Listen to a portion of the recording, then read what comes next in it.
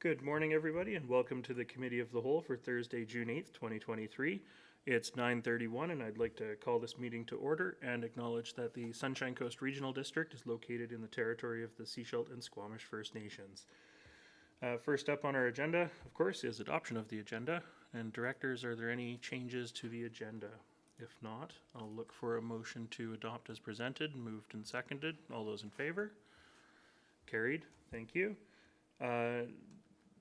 Next up, we have our first delegation, which is Tracy Saxby from My Sea to Sky and Sunshine Coast Conservation Association regarding a climate action report card tool. So welcome, Tracy, and the floor is yours. Thank you, everybody. Just take a moment here to share my screen. Okay. Can everybody see Community Carbon Tracker? Yes, with we a bunch can. of logos at the top? Excellent. So it is my great pleasure to be here today. My name is Tracy Saxby. I'm a marine scientist and the executive director of My Sea to Sky. We're very excited to share a sneak preview of the Community Carbon Tracker tool that will be tracking greenhouse gas emissions for communities in our Katz Sound and the Sunshine Coast. This is a joint project by the Sunshine Coast Conservation Association and My Sea to Sky, with support from Community Energy Association, BCIT, and UBC. And the vision for this project has been informed by BC Climate Action Secretariat, Climate Caucus. I had the great privilege of working with Donna McMahon through Climate Caucus on this, local government staff and experts from across Canada.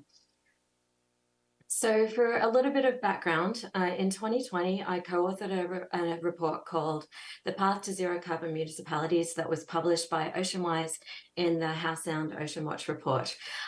Just as a brief summary of that article, we are facing a climate emergency, and our communities have an opportunity to lead the transition to a zero carbon economy. And so when we researched this article in 2020, we asked ourselves the question of where are our emissions coming from? And that was when we discovered that only Squamish, Whistler, and West Vancouver had conducted greenhouse gas emissions in the last however many years. And only Whistler had been conducting inventories every year. And because all of these inventories use different methodologies and they were completed in different years, we couldn't compare them. So when we started talking to local elected leaders and government staff, we realized that there was a real challenge because many smaller communities don't have the budget or capacity to track emissions every year. So this is a big gap.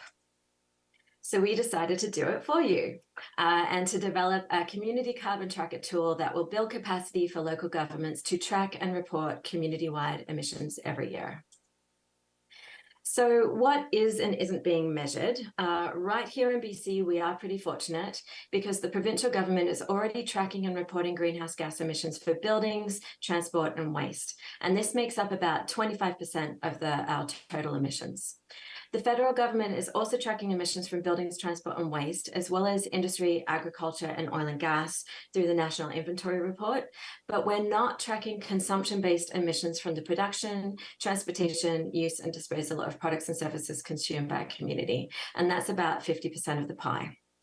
For the tool that we're developing, right now we're only going to focus on the emissions from buildings, transport, and solid waste. So it is only 25% of the pie, but those are the emissions that local governments have control over. So why is it important to track emissions? It's because if we don't measure it, we can't manage it. So by tracking emissions, it supports evidence-based climate action planning, and tracking and reporting emissions every year allows local governments and regional districts to identify key emission sources so that we can target policies and public outreach.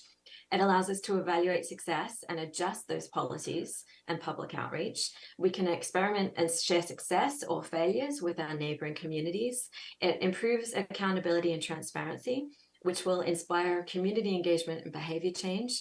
And ultimately, it's going to help us to achieve our climate action targets and work towards zero emissions as quickly as possible.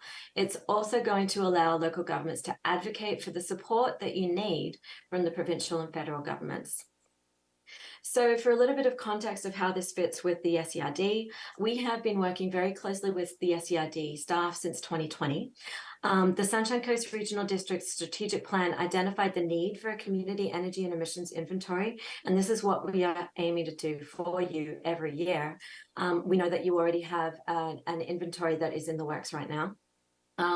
In October 2020, the SERD board adopted a resolution to receive the report from staff talking about this pilot project and to provide a letter of support, which we received. Thank you very much from the SERD, from Seashell, and from Gibson's. So over the last 3 years, we've developed the vision for the Community Carbon Tracker tool. We have secured funding thanks to the letters of support, and we've developed a methodology to analyze the data so that we can support local governments to track and report community-wide emissions every year. So I'd like to share a sneak preview, some mock-ups of the Community Carbon Tracker, but I do want to have one caveat, like this data is not final yet, and particularly for Sunshine Coast Regional District. I actually created this presentation and then realized that there was a big error in the data. So this is why we're doing a soft launch and sorting out all the bugs with staff before we go public in the fall. So what do emissions for the Sunshine Coast Regional District look like? Right now, you can see the breakdown of emissions from residential buildings, commercial buildings, passenger vehicles, commercial vehicles, and solid waste. And in the Sunshine Coast Regional District, that's about 260,000 tonnes of CO2 equivalent every year. This is actually about 100,000 tonnes higher than it should be, though, because this is including emissions from the pulp mill. And this is the error that I discovered. We're going to take those emissions out of there so that we're just looking at residential, commercial buildings, vehicles, and waste, and then show the emissions from industry separately. So looking at emissions over time, emissions haven't really changed since 2007. And this chart also shows what our targets need to be based on the latest recommendations from the IPCC report. We need to cut emissions in half by 2030, and we need to get to 60% below 2019 levels by 2035. And then we need to work towards zero emissions by 2050.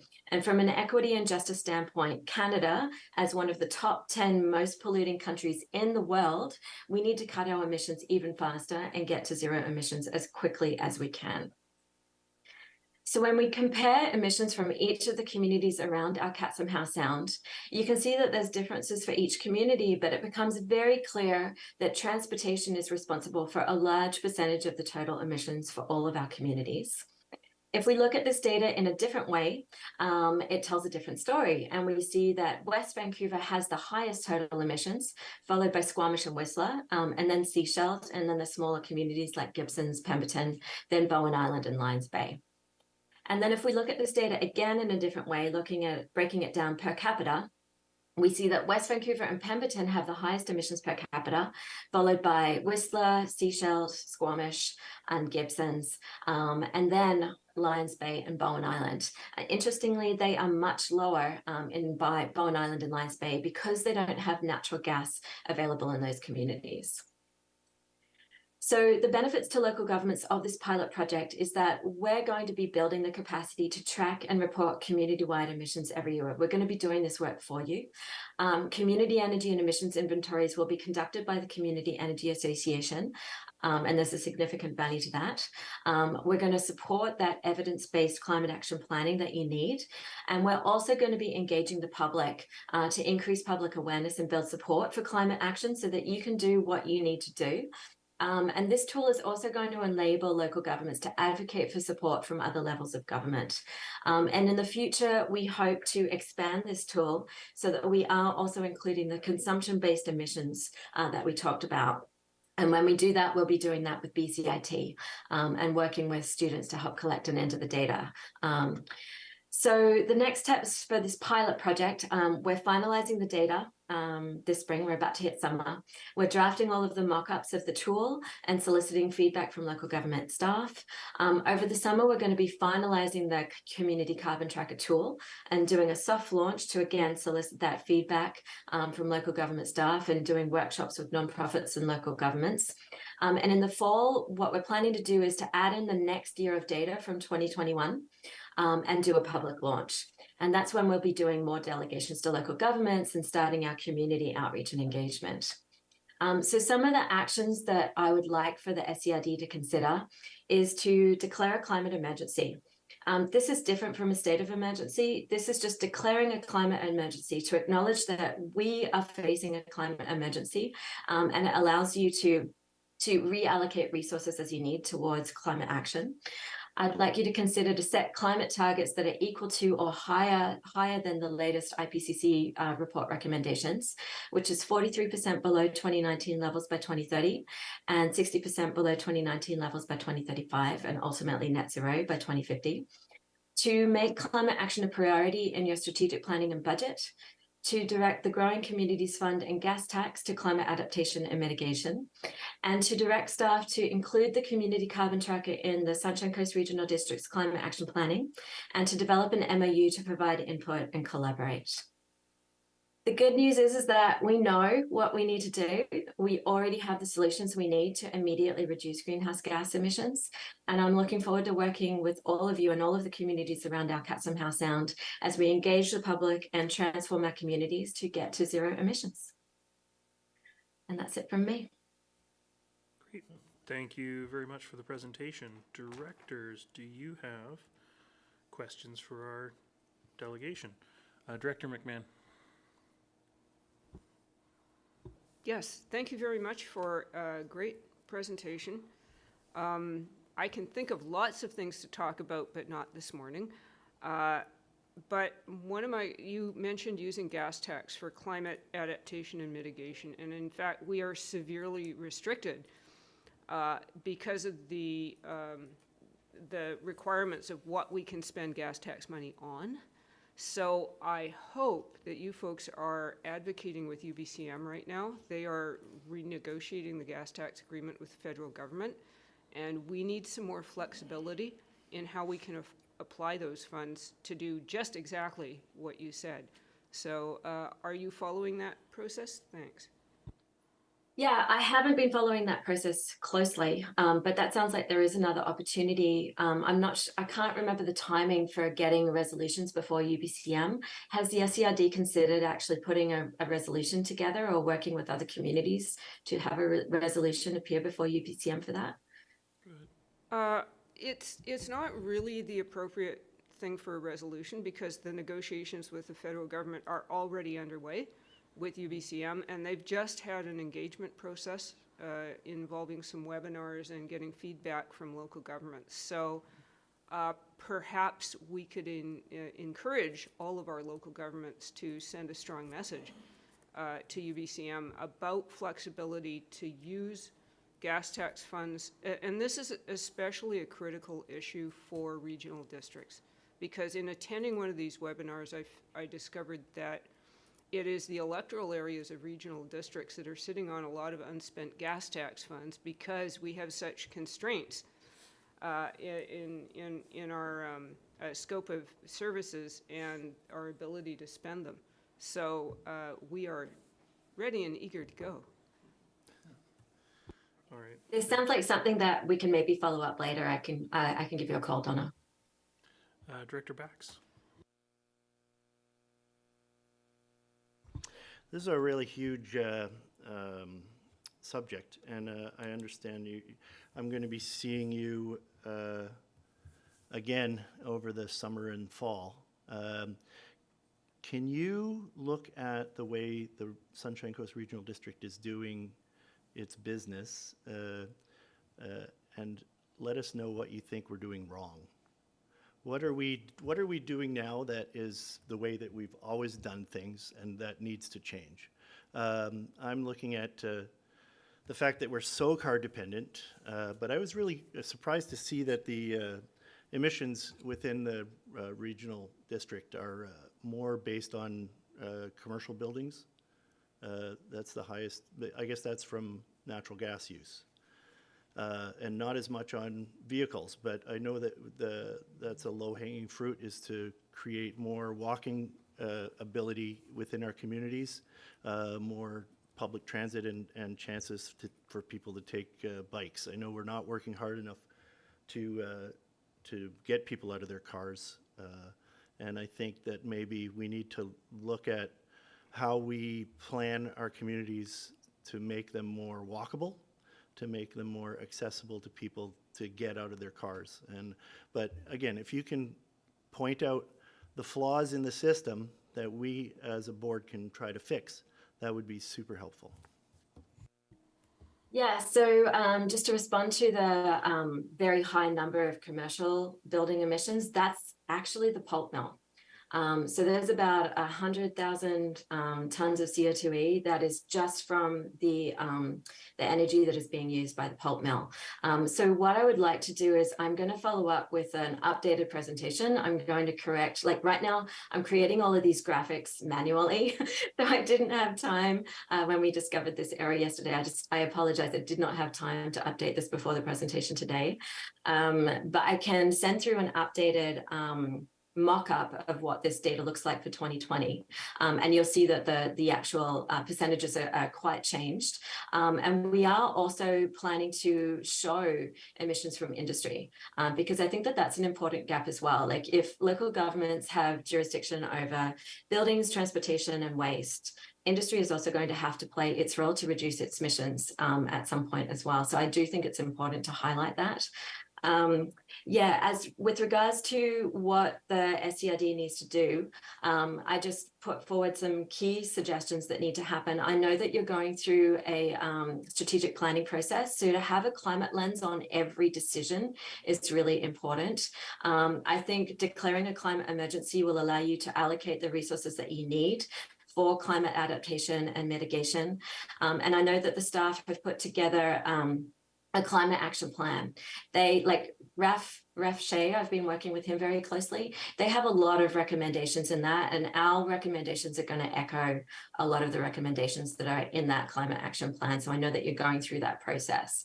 Yeah, but we're more than happy to provide recommendations of what we think the regional districts and local governments need to be doing. And as we're working with the community, like it's kind of like it's like a two-pronged approach here. Like we need individuals to take action, but we also need collective climate action from communities and from policy and from the local, provincial, and like federal governments, all directing policy. But we also need individuals to take action too. And that's where we come in, and where the community outreach and engagement that we're going to be doing is going to be helping you to achieve those emission reduction targets, because we're going to be communicating with the public about what they need to do, and then also advocating for the collective change, the policies that we need to see. Yeah. Thank you. Director Stanford. Thank you, Chair. This question might be towards staff, but I know the statistics are going to change, but I've noticed a couple of times now is solid waste is quite a small percentage on the Sunshine Coast, but if I remember correctly, staff said that that's one of our biggest emissions through the landfill, and I'm just wondering where the discrepancy is coming from. I can try and take a quick stab at that while the CAO gets set up there. I think when we've seen the numbers previously, that's been looking at it from a corporate standpoint. So when we're looking at the landfill emissions, it's from the perspective of the SCRD and all of the SCRD's functions, whereas this is looking at the whole community. So I don't know if the CAO wants to add to that. Makes sense. I don't have anything I could add that would be more informative than that. And we did have a staff person that was going to be here both today in case there were questions around this, and again later today at the board. But unfortunately, they hurt themselves last night and are not available today. So unfortunately, any questions like that, we'll just have to get back to you on. Thank you. Director Inkster. If we ask the question of the presenter what the regional district would do, I would just ask the board and/or staff if there are a number of programs in place at the regional district. One that I'm not sure exists is a right size vehicle program for the regional district. That's one way you can, as a corporation, deal with some of the GHGs we create. I would ask the directors if in their areas they have looked at closely at tree tree bylaws and whether they've looked closely at their areas and neighborhood nodes of service and commercial in their areas. Those are contributions we can do. To have areas within the regional district that have no commercial and or zoning to concentrate people, for people to walk to within areas where everyone has to leave their areas to go shop and or work and or do services somewhere else, contributes to GHGs. And one of the things that the regional district is doing and continues to do, and a number of board members have talked about, is how you structure your transit and continue to support transit. If we want to get people out of their vehicles, we have to provide good transit services, and we have to add transit services other than the corridor route into the communities and try to build ridership. It's a difficult one because the ridership sometimes isn't there, but we have to continue to build into those outlying areas off the highway. So those are 4 things that I would suggest the board needs to talk about just to start. And then there's other things we obviously can do as part of an environmental program. Thanks. I just wanted to touch on 2 of them, I think, before I go to the next speaker, and that the SCRD doesn't have any authority to regulate tree cutting, which has been a source of contention for directors in the rural areas in the past, and has been a source of a motion to UBCM or 2. In terms of the fleet, I'll see if staff want to chime anything into this, but I do know that we've got a corporate fleet policy that's being developed or is about to be developed that might speak to some of the things that you're hinting at there. So I don't know if GM Gagnon wants to add to that. Thank you, Chair. Yes, you are correct. The board did approve some financing this year to pursue a corporate fleet strategy that we're hoping to commence in Q3/Q4. It's already Q3 almost, which is pretty scary. But yes, you did approve that. It is a project on our docket this year. Thank you. Thank you. Director McMahon? Right. I'm going to talk about the second favorite topic on the Sunshine Coast right now, which is BC ferries. Are the ferry emissions included in your figures? And if so, how are they allocated? Like, do we split it between the Sunshine Coast and West Vancouver, or do we get the whole of the Queen of Surrey? So this is a very good question, and one of the things that we're figuring out with the methodology with staff. We reached out to BC Ferries and we got some of the data, but we haven't managed to get all of the data yet. So that's something that we are still working on. And I know that Community Energy Association, we're figuring out, like, how do we allocate this fairly? Like, how do we allocate it fairly between the different communities on the Sunshine Coast? How do we recognize that there's also a lot of tourists that use the ferries, and like, where do those emissions actually belong? So yeah, it's a very, very good question. I think it's one that we're still figuring out, and we would absolutely welcome input. Like, as we develop the methodology, we're going to be running it by staff. If local electeds are also interested in digging into the data with us, we welcome that input, so we can provide that as we're working through and finalizing the data and methodology and how we're going to be doing this. Great. Thank you. I know that I'm looking forward to the updated presentation, seeing how the extracting the mill from it, rebalances the numbers. I don't see any other hands up. Director's last chance before we thank our presenter and move on. Yeah, go ahead, Director Hinkster. Thank you. The BC Ferries was a good question. I mean, one of the things we could talk about is the next ferry they give us, which we're hearing is in a few years, is similar to the Orca class. Right? That's battery powered. A lot of it's battery powered. Yeah. And I mean, those are some of the things we can talk about as well as if we're serious. Thank you. Okay, I don't see any other hands up, so thank you, Tracy, for being with us today. Thank you for the presentation. You'll send out a copy of the updated one when it's available, or are you going to come to us again? I'll just send it via email to everybody. Yeah, I know that you have a lot on your plates right now, so I don't want to waste your precious time as a delegation. So, but yeah, I'll send it out. It'll be in the next week or 2, so that you can have a look at that. Yeah. Thank you very much, and enjoy the rest Thank of you your day. very much. All right, next up on our agenda is Rob Ringma, Senior Manager with BC Transit, And we're just going to go to GM Gagnon to introduce us. Thank you, Chair. It is my pleasure to have our Senior Government Relations Manager, Rob Ringba from BC Transit here today, joined by our Manager Fleet and Transit, Ahmed Kidway. And as the board is aware, we do have an annual planning cycle with BC Transit. And every year we enter into discussions about expansion opportunities and expansion priorities. So we are, this is I'm entering my third year with the organization, so I'm also starting to get into a bit of a planning cycle.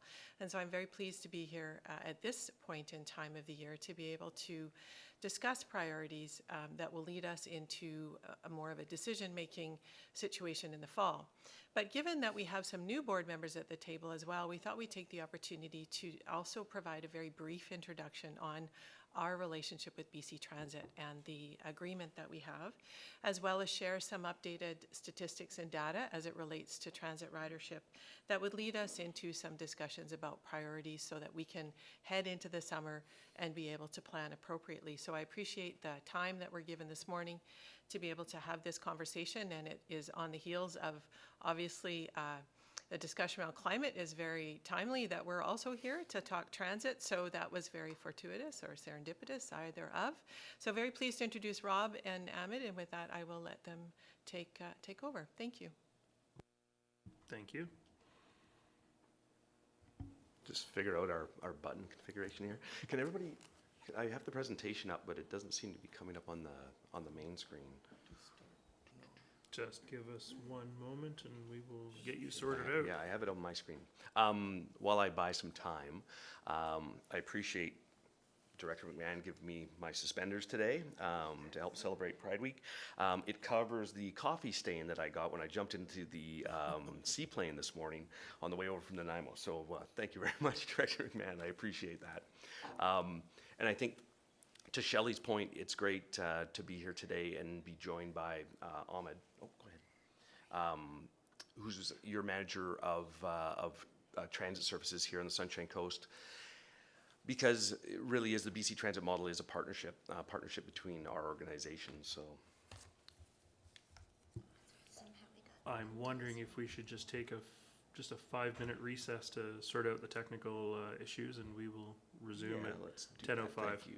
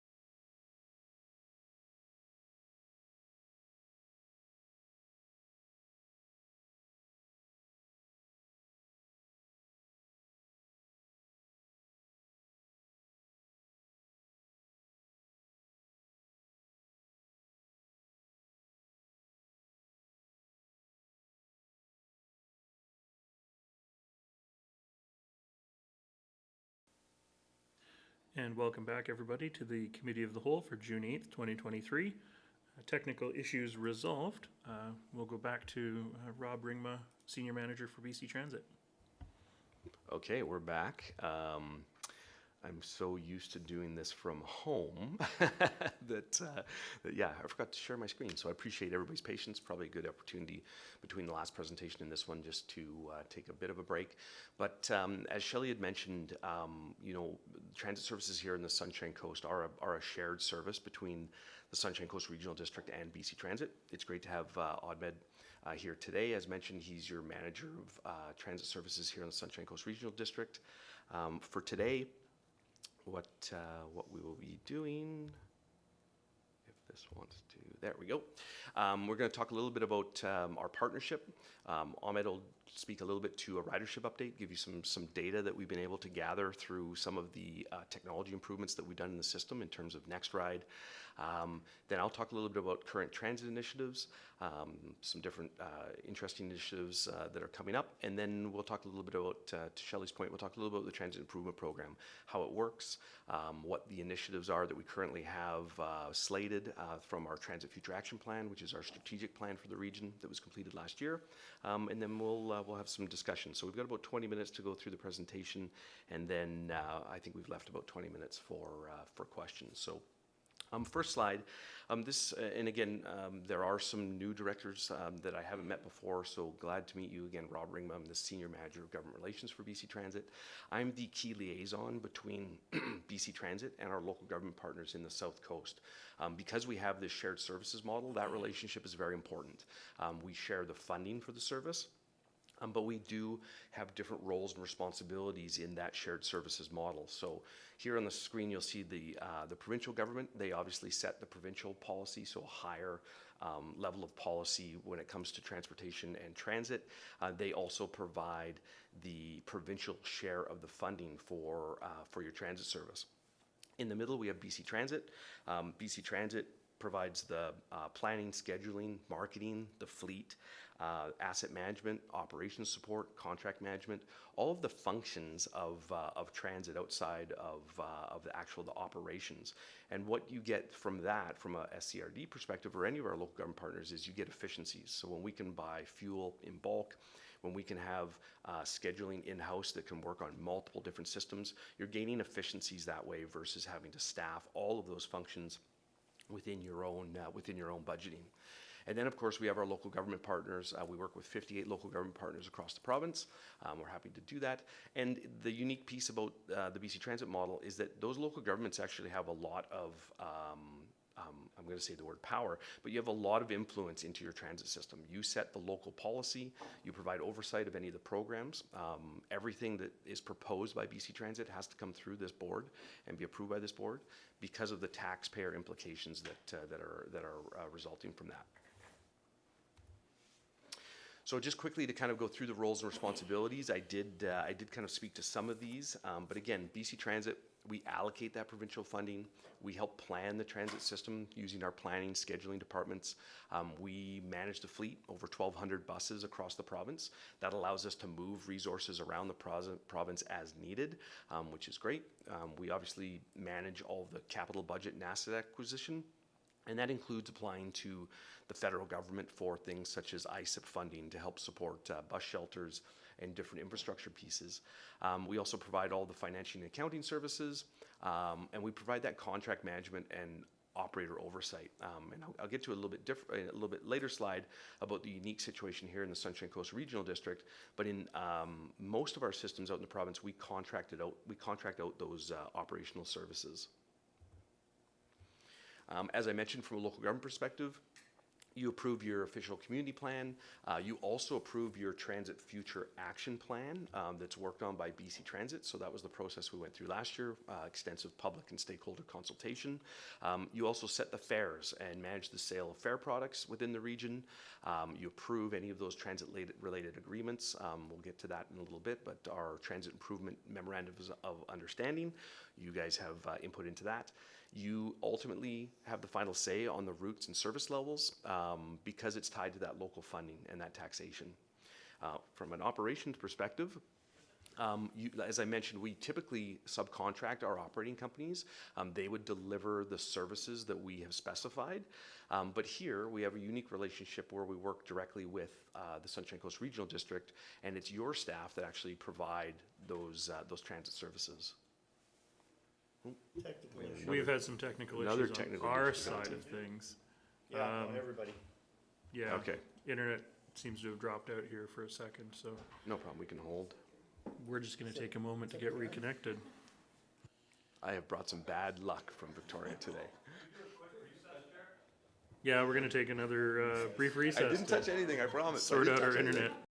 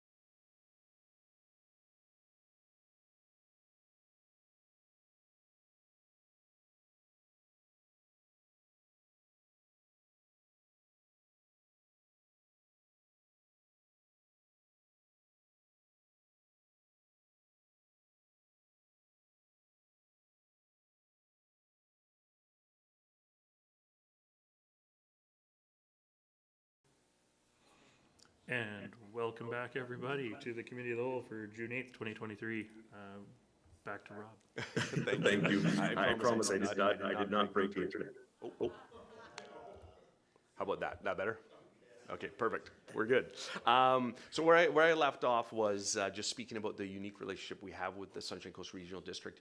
You're one of only 4 what we call municipal systems where we actually work directly with our local government partner to provide those operating functions. So delivering the services that we agree upon, providing all the customer service, providing all of the HR and labor relations pieces, and obviously collecting passenger revenue and serving all the needs of the local customers.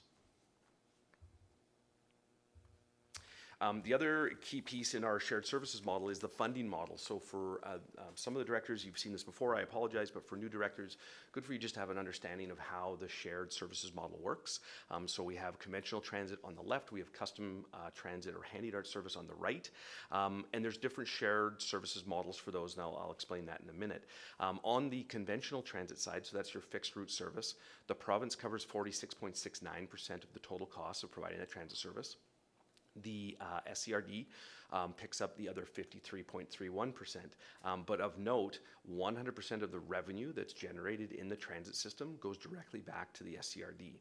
So the SCRD would use those to reduce your overall cost exposure of transit. And then obviously the balance is made up through property taxation in the region. So definitely a partnership. On the handy dart side, I think the province had the oversight to understand that delivering custom transit, door-to-door transit service has a higher cost per hour to deliver that service. So they actually offer a larger cost share portion on the provincial side. So they offer a 66.69% provincial share. The municipality, SCRD, picks up the 33.31 and again collects 100% of the revenue and uses that to offset your total costs with the balance made up with property taxes. We do get a little bit of advertising revenue. If you see billboards on buses or when you sit on a bus and you see the interior bus cards, a portion of that revenue after we've covered our costs and our fees does also come back to the SCRD to help offset some of those costs.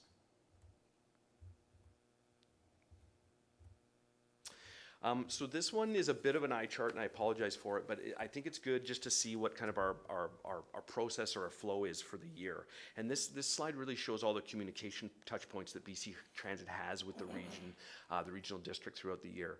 So at the top, what you see is you do see our Transit Future Action Plan. So that's our strategic plan. That's our planning document for the region. We finished that last year, as I mentioned, public and stakeholder consultation. That was brought before the board. The board approved that as that kind of that visionary strategic document. And it really sets the tone or the stage for any of our transit improvement program or our expansion items. So reason why we're here today is we've been having some conversations with staff. We definitely wanted to get in front of the board and make sure that we refreshed where we are at in the Transit Future Action Plan and just open it to any discussion on options moving forward. In June, we will be providing the Sunshine Coast Regional District with what we call our annual performance summary. Our year end ends March 31st. We take about 2 months to compile all the information, and then we actually present a report to staff on just how the performance went versus a year ago and versus some of your peers, just to see how we're performing.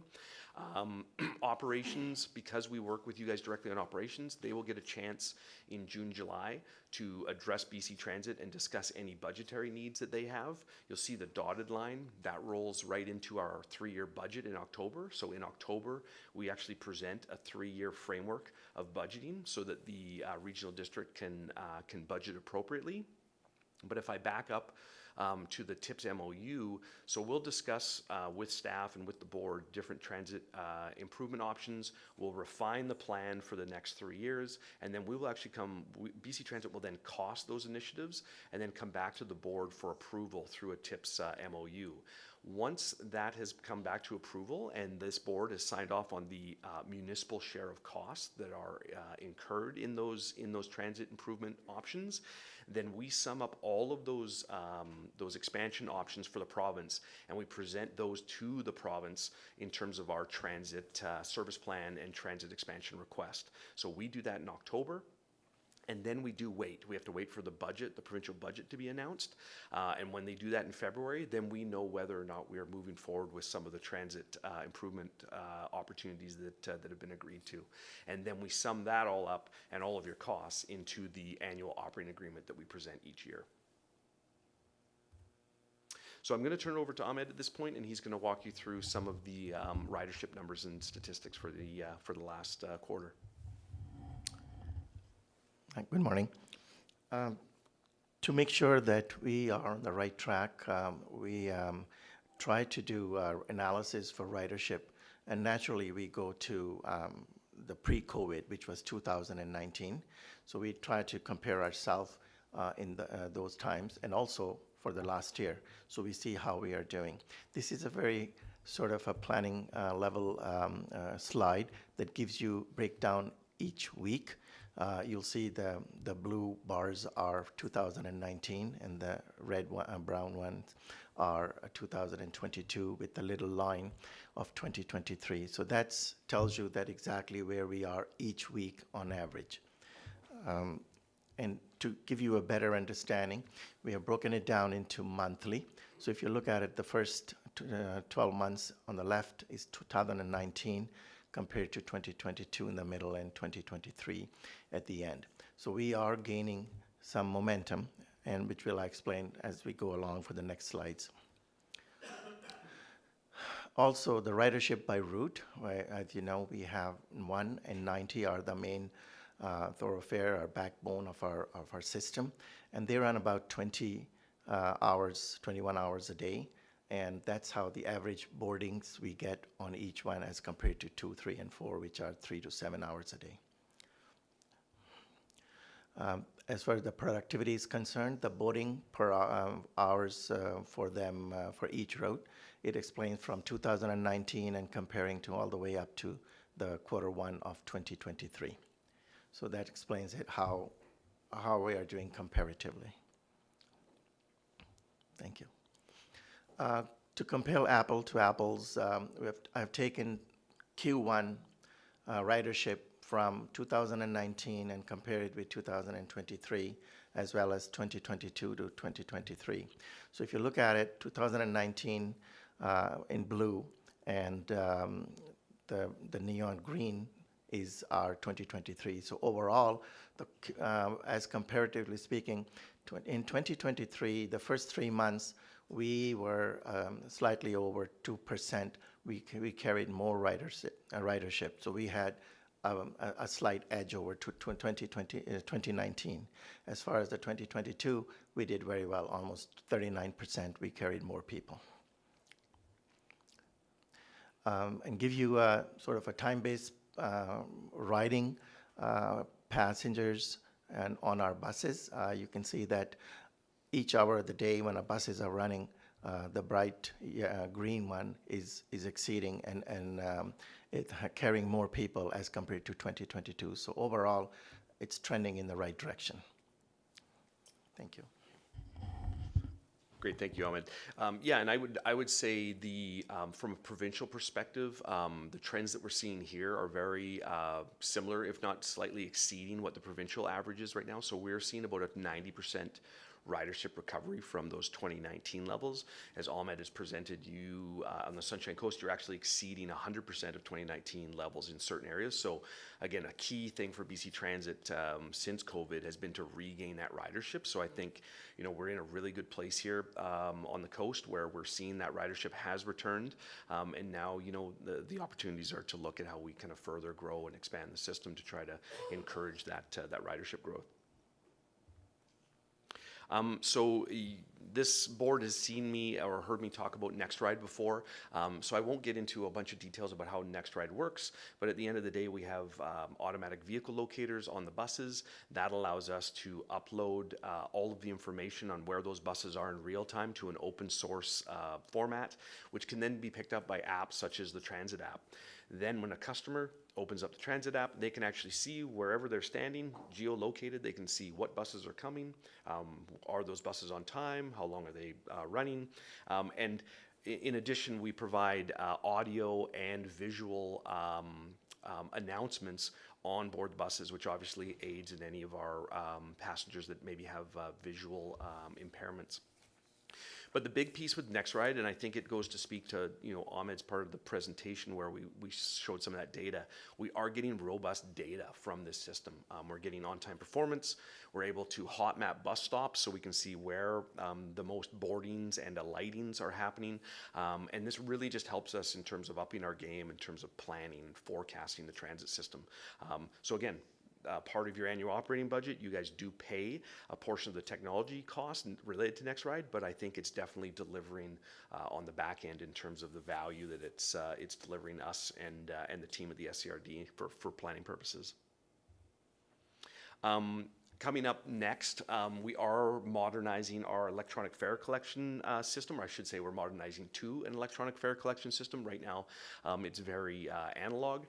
So basically, this is going to replace some of our older technology that we have, and I think it's more in line with what customers are expecting with everything that they do, whether they're buying coffee at the coffee shop or riding transit. People want different options than having to go and find an outlet to purchase tickets, having the right amount of cash on hand at any one time. So phase one of this program will put onboard validators on all of our buses. We will launch with a mobile app and a reloadable fare card. I will say we'll always take cash. Cash will always be an option, but this really just broadens the options for different people. Phase two of this program will see us actually move to what we call open loop payments, which is actually tapping on and off with a debit card or Visa card. So we want to launch the service. We want to make sure that that it's running properly and all the functions are working, and then we'll take that next step to really open the program up. And what we're going to do here locally, we actually already have a public engagement and education plan that we're building. We're working with the staff to finalize that plan. It'll include us going to major exchanges and talking to riders. There's obviously going to be a media campaign, a marketing campaign behind it. And then we'll look to roll this program out in the fall of 2023 for the SCRD. Next, I just want to talk a little about our low carbon fleet program, or our battery electric bus program, which dovetails really well into some of the discussion and the previous presentation that was talking a little bit about carbon mapping and tracking. So in 2019, BC Transit did join or align to the Clean BC targets set out by the province. And as you can imagine, and I heard it in the last presentation, that one of the number one contributors to emissions is transportation. So when the ministry did their own environmental scan, I think BC Transit, TransLink, and probably BC Ferries were right up there as the top three contributors from an overall GHG perspective. So it was pretty simple for us to align to some of these targets and start to put a plan together to look to how we could reduce our emissions over the next 20 years. And basically BC Transit has made the mandate to commit to transitioning to a fully electric fleet by 2040. Pretty ambitious goal, considering we have over 1,200 buses in 50 different transit systems across the province. As you can imagine, a variety of different facilities and options to do that. But at the end of the day, we recognize that this is just the right thing to do. We're in the transportation sector, and there's technology and options out there for us to move to, and so we're happy to move along that path. So what does that look like? We actually have ordered 10 heavy-duty battery electric buses that will be deployed out of the Victoria Transit Centre this year, actually starting up very quick. Some of the buses have already arrived. Obviously, what we need to do is we need to look at such things as charging infrastructure. We need to test those buses. We need to kind of put them through their paces. As our CEO, affectionately said the other day, is we need to try to see what the limitations and capabilities of these buses are before we deploy them out across the province. So that's going to be great for phase one. So we're going to see that over 2025 and 2026. And then what we'll do in phase two is we'll look beyond. So we'll look for other communities where we can implement the transition to electric. The plan is to roll out to 8 to 10 communities in 26, 27. As I mentioned before, it does get more complex. Right now, what we're looking at is overnight charging in depot. So there's two ways, obviously, we can charge. We can charge at the depot, but the But that has limitations because we can only charge the buses so much in depot. They're out on the road, and then they need to return to charge. So later phases, what we need to move to is actually what we call pantograph charging, which is actually find key exchanges where most of the routes are going through and have an overhead charging infrastructure that will help charge those buses in line. What that'll do is that'll allow us to have a much longer range for our buses. So when we first roll out phase 2, it will be strategic and very well planned because we need to consider the limitations of the system, but the long-term planning and phasing would see us move to that inline charging, which would really release us from some of those capacity restrictions and allow us to operate an entire fleet from an electric perspective. And I know this is near and dear to the SCRD. You're already looking at some of your own utility and fleet moving to electric, so I think it just really aligns.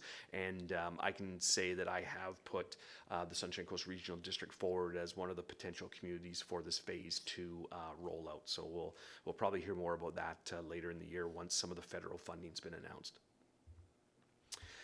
So Mason Yards. There's quite a bit to talk about with Mason Yards.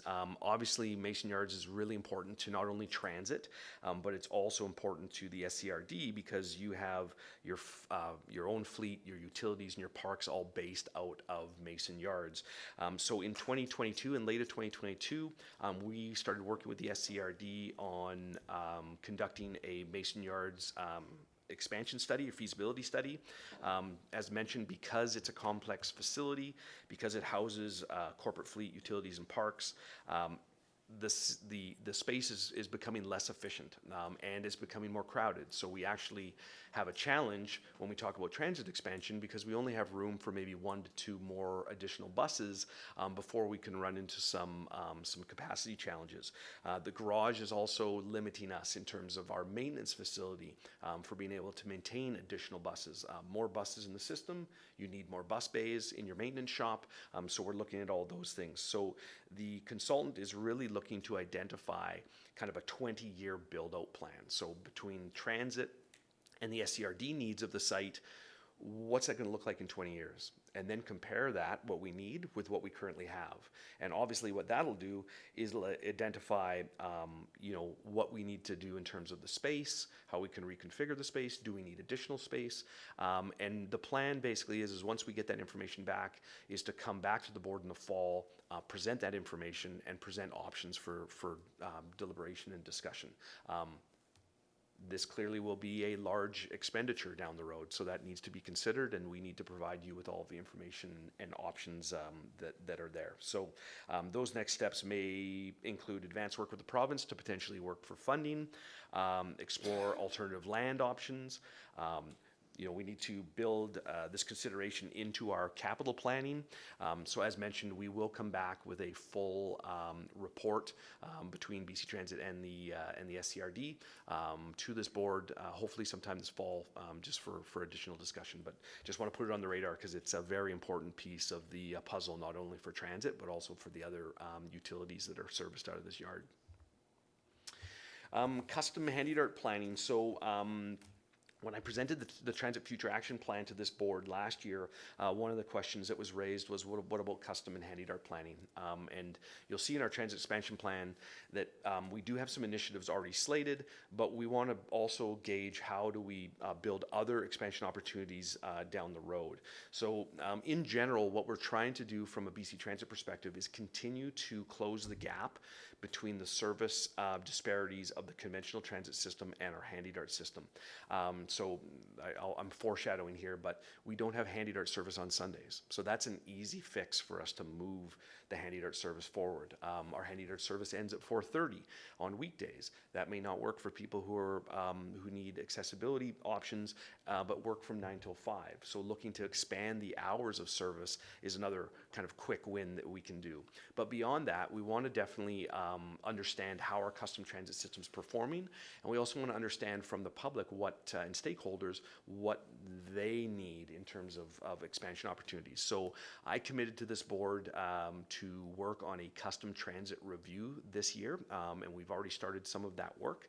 What that'll look like is we will work internally to review some key performance indicators internally in terms of our delivery of service, but also creating a working group of stakeholders in the region to get some of that input and that feedback on what are some of the things that are working, what are some of the things that are opportunities for us to improve the service, and then again come back to this board with future expansion opportunities that we've vetted both internally and externally, so that you can make the appropriate decisions on expansions of Handy Dart service moving forward.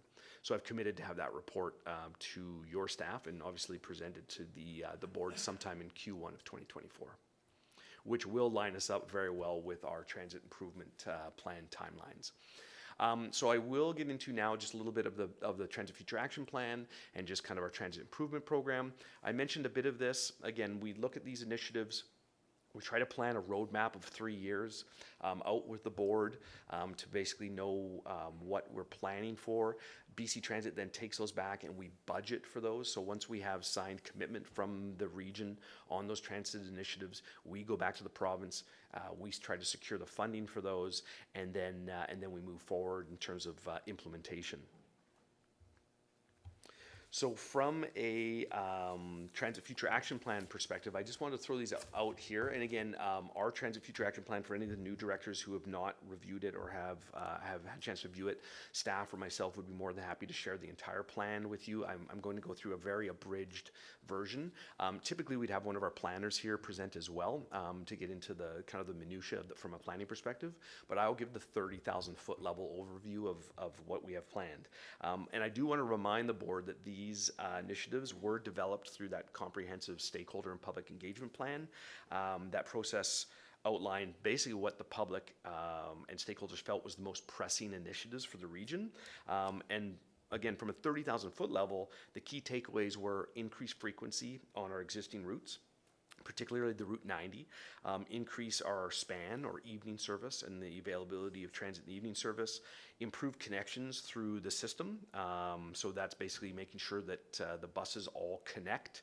A good example is having some of those more rural routes connecting with the main spine routes of the Route 90 and Route 1. And then interesting enough, there was some requests for increasing some of the amenities, bus stops, safety, and bicycle amenities. So of course, we know this board ultimately makes the final decision on those priorities and their ranking, but the following is what we currently have outlined in your Transit Future Action Plan. So the top priority right now is to increase frequency on the Route 90 between 6 a.m. and 6 p.m., which covers all of our peak times. And what we want to do is we want to move that service to 30-minute service throughout that service span. The reason for that is that will allow us to maintain a year-round schedule on the Route 90, and we won't be forced to change our transit schedule every time BC Ferries changes their schedule. So for those of you who don't maybe follow the transit schedule that closely, we actually have to do 4 service changes every year to realign our service to align with the Route 90 and the Route 1 with BC Ferries. Because, as Ahmed had put, those are our 2 highest ridership routes, and they're inextricably related to the BC ferry schedule. So if we can increase the frequency on that route, on that spine route, that backbone of our system, we can effectively have a year-round schedule that provides the convenience, the reliability, and just the stability that transit riders are looking for.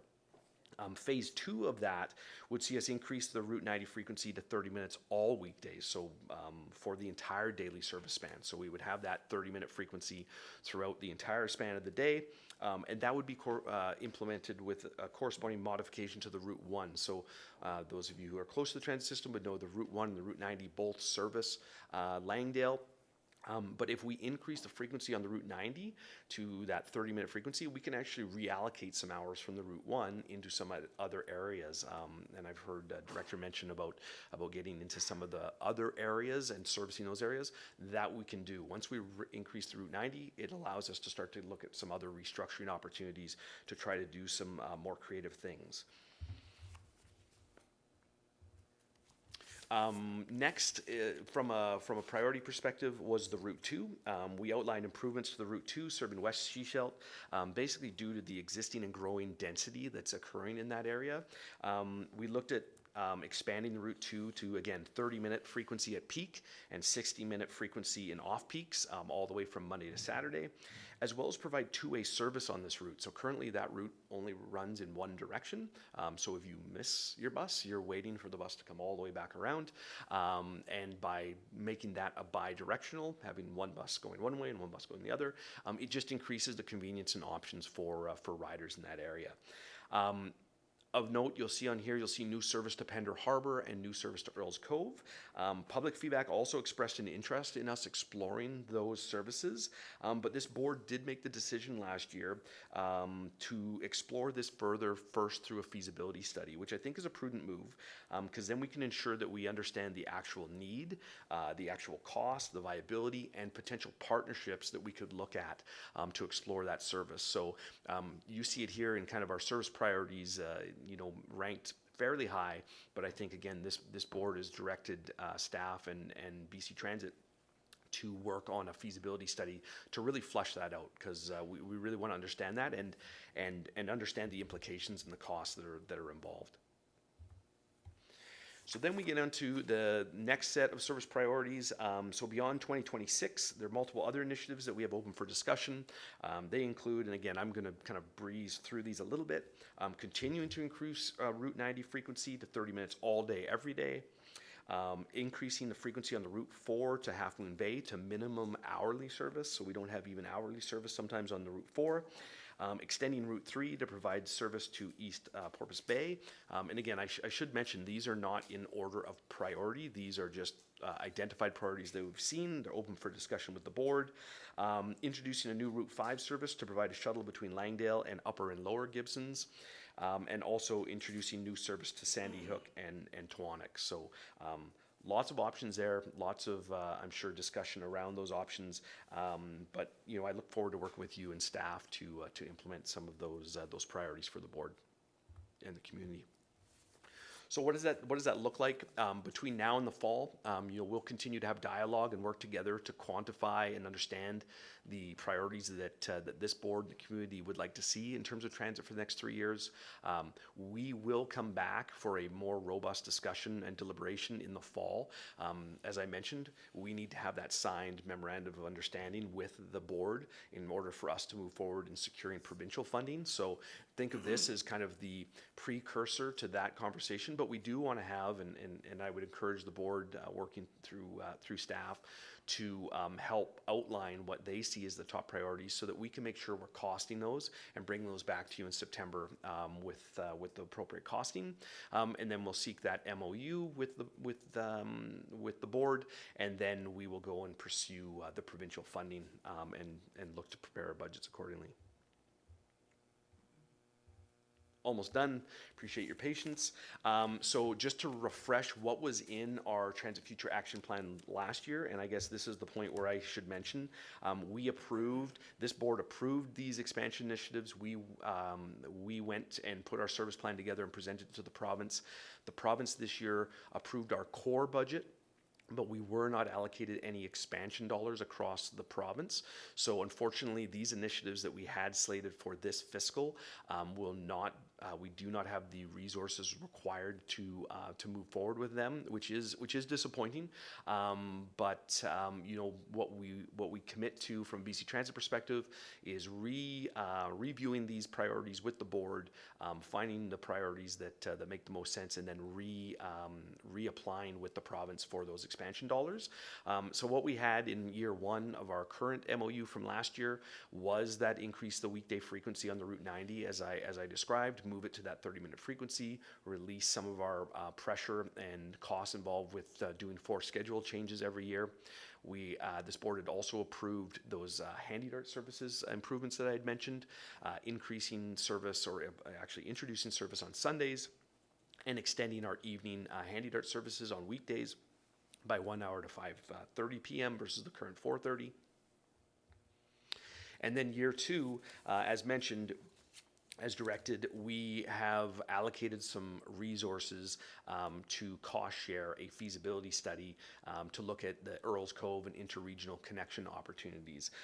So additionally, for year 2 and into year 3, we could explore phase 2 improvements on the Route 90 and increasing frequency to those 30 minutes all weekdays. That would be implemented with a corresponding modification of the Route 1.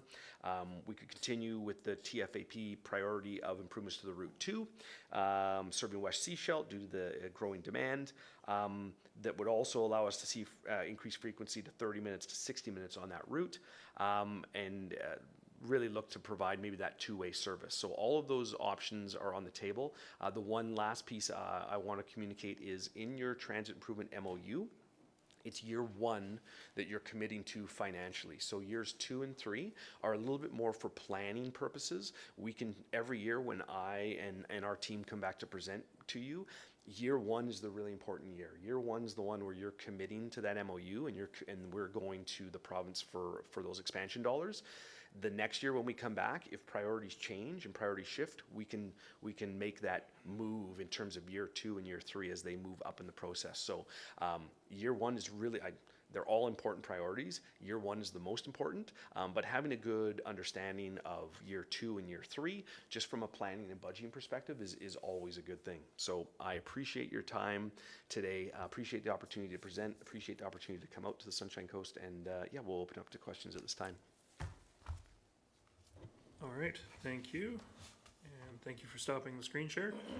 And Director Bax, is your hand up first?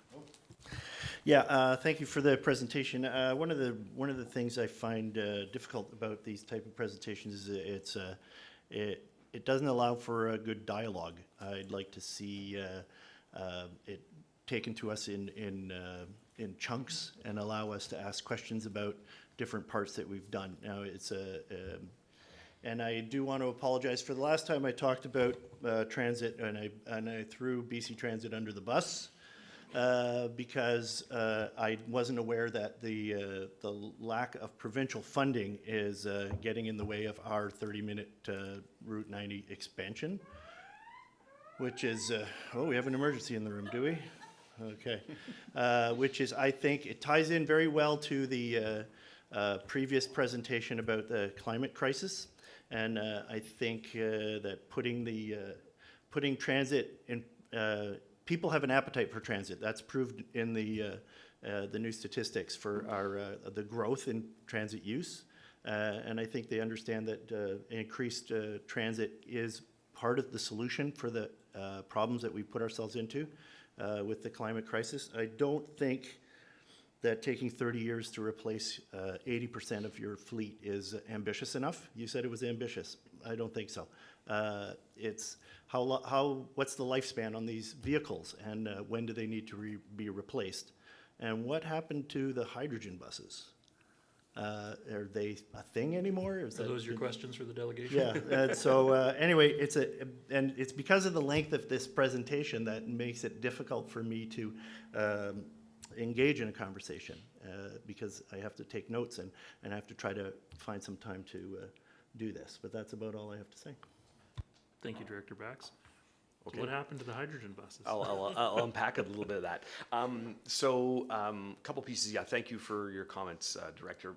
Yes, from my perspective, I feel like I work on behalf of the Sunshine Coast Regional District when we put together these transit initiatives and apply to the province for funding. Clearly, the province has multiple priorities that they need to work on, and we like to see when our expansion initiatives are improved, because then we can help work with our local communities and improve those transit options. So we're happy that our core budget was approved. Maybe a little bit disappointed that expansion items were not allocated. In terms of low carbon fleet program, yep, totally understand. We could always be more aggressive. I won't dive into all the complexities. The reality is that it's not a simple process. It's complex. We have partnerships with our local governments.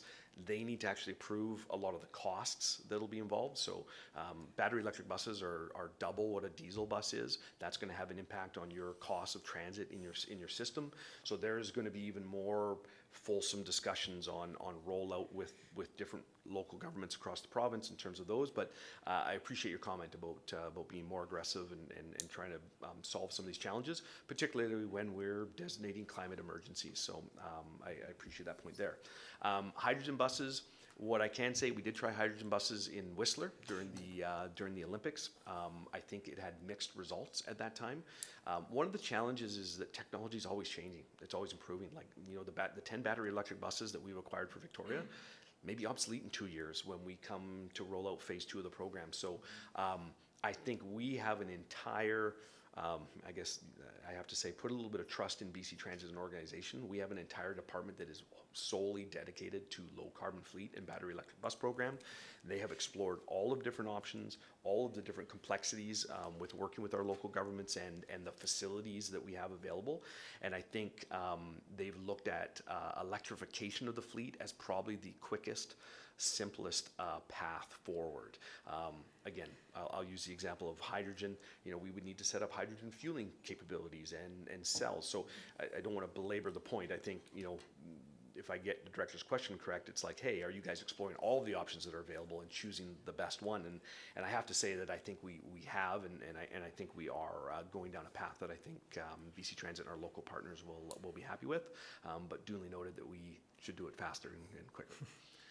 I assume, I'm going to follow up on that real quick. I assume that when you're looking at electric vehicle charging, the overhead connections, things like that, you're not looking to reinvent the wheel. You're probably partnering with TransLink because they're doing a lot of this work already. Like, this is a common standard, I assume, that BC Transit's looking at? Yeah, there's actually a stakeholder group of transit agencies across Canada that are all working on this similarly and sharing information and ideas. So yes, and obviously TransLink, although we're different entities, we do collaborate and share very much with them. And just, going back to Director Back's question about the TFAP and priorities. So yes, I appreciate that coming to a committee of the whole, it's a tight timeline and there's it's tough to get all of the information out there and digested. But again, what BC Transit would say is we'd be more than welcome to come back with our planning team, sit down with the board in a workshop type environment and walk through some of those pieces prior to September. I don't want to put that on staff, but maybe I will. That we could maybe look at something like that if you wanted to have a more robust discussion about those initiatives before September rolls around. We could. We're definitely open to having some of that conversation here today and having staff hear what some of the opinions of the board are. But yeah, I can understand your concern there too. It's a lot to digest. It's an important part of the puzzle. For sure. Thank you. I've got quite the speakers list, so I'll ask directors to keep their questions short so that we can get through everybody. Director Inkster, it's your turn. Battery powered, looking forward to it. I know the cost, but I think you'll save cost over fuel over a number of years. So I encourage you to look at us. We have one big route that probably could use that, although I have concerns about the cut, which is off the ferry there and how much power that will use. But so you have to look at that, but certainly encourage you to look at it. Get that battery powered single bus up here. It'll save fuel over a number of years to pay for it. The TAP system you referenced. I think our community knows how to use that. Just so you know, in terms of education, we use it when we take the bus to the ferry, jump off on the other side, we use the TAP. So I'm glad it's finally coming. It should have come a couple of years ago. I'm not lecturing you on that. I'm just thinking that it would have probably made the local service some more money, because I'm hearing there's a lot of people that get on the buses and say, oh, I don't have any money. But everybody seems to have a bank card or a credit card. So I'm looking forward to it, and it'll create more revenue, and it'll be a well-used part of the system. I use it all the time, so as an example, rather than cash. So looking forward to that as soon as possible. Thanks. Thank you. Thank you, Director, for your question through the chair. And absolutely, you have highlighted a couple of pieces I did not speak to. So obviously, some of the benefits of battery electric bus program are the long-term fuel savings, also maintenance costs. I just heard the other day, my wife owns a Tesla, and you know, somebody had said that they had a million kilometers on their Tesla and they only changed the brakes once. So we're looking forward to some of those maintenance savings as well when we move away from an internal combustion engine with hundreds of moving parts. So yeah, appreciate your comments. Director McMahon. Great, and this may be something for a future conversation, but I'm interested in how we do consultation about these things, because It's really important to reach the people who are not using the service because there are barriers. And that's particularly true with HandyDart because I hear all the time from people who can't access the service for various reasons. So I would be interested in exploring how we're doing that and, you know, how we can help as directors to reach out to our community to get some more good information. Right now, we tend to talk to the people who are using the service, and they're using it because it meets their needs, but what about the other people? So, thank you. Yep. Thank you, Director. Through the chair, so I also recognize that that we have accessibility committees that have been mandated by the province in different jurisdictions. I've already had some correspondence with some of those accessibility committees here on the coast. Look very forward to inviting them to our custom transit working group to discuss some of those items as you mentioned. And I agree, I think this is always a challenge, even when we were going through the Transit Future Action Plan process and we did pretty extensive public consultation. We really need to kind of, you know, shake the bushes and get people who, we want to hear from people who are riding transit, but we also want to hear from people why they're not riding transit, because that helps us improve the system overall. So again, we're in a public forum here. I'd be the first to say that when you do see some public engagement come out in the community from BC Transit, to actively involve yourself in that process. We take that public feedback and that stakeholder feedback very, very seriously. That's how we can plan a good transit system for the citizens of the area. Just to add on to that, you know, between the directors at this table, I think we're representing something like 16 or 17 community associations. And so if we know that something's coming, we can certainly help push that message out to all of our community associations as well so that they can reach their audiences. Director White? Okay, thank you. Mr. Ringman won't be surprised by what I'm going to say because it's already been shared with BC Transit through our advocacy to the Minister of Transportation, and unfortunately the town doesn't support the current Transit Future Plan. I don't know where our representation was a year ago on this. It was more, I think, the focus in town dialogue at that time was more focused on more parking spaces in the town, and it's kind of, which is that way of thinking, fair enough, fine. It's not, doesn't reflect our current council. We want more transit in the town, and that means a dedicated service within the town, getting people up and down the hill. And you know, I see it at the end of the list there, beyond 2026, this possible Route 5. And when I look at some of the intentions here, which we share about looking at efficiency, looking at ridership, looking at getting more people on transit. To me, it's just an obvious priority that, like, let's tap into an area where there's some density, where people need, we're a municipality. We've got, and there's a big hill in the middle of it. We need to get people up and down the hill, and there's huge potential to be tapped into there. That I think will help the service overall and be really beneficial to people in the outlying areas of Gibsons as well. It's really unfortunate to look at that invisibility, that lack of this possible route in the current plan.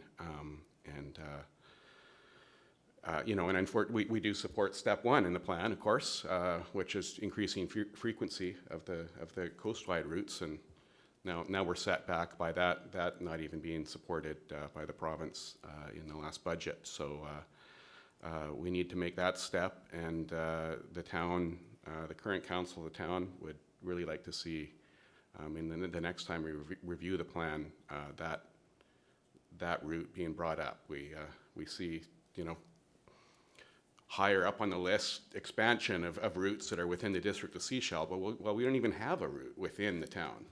We really feel that needs to be looked at more seriously, and we recognize that happens at this table largely, and I just wanted to make that statement because we haven't had a chance to yet.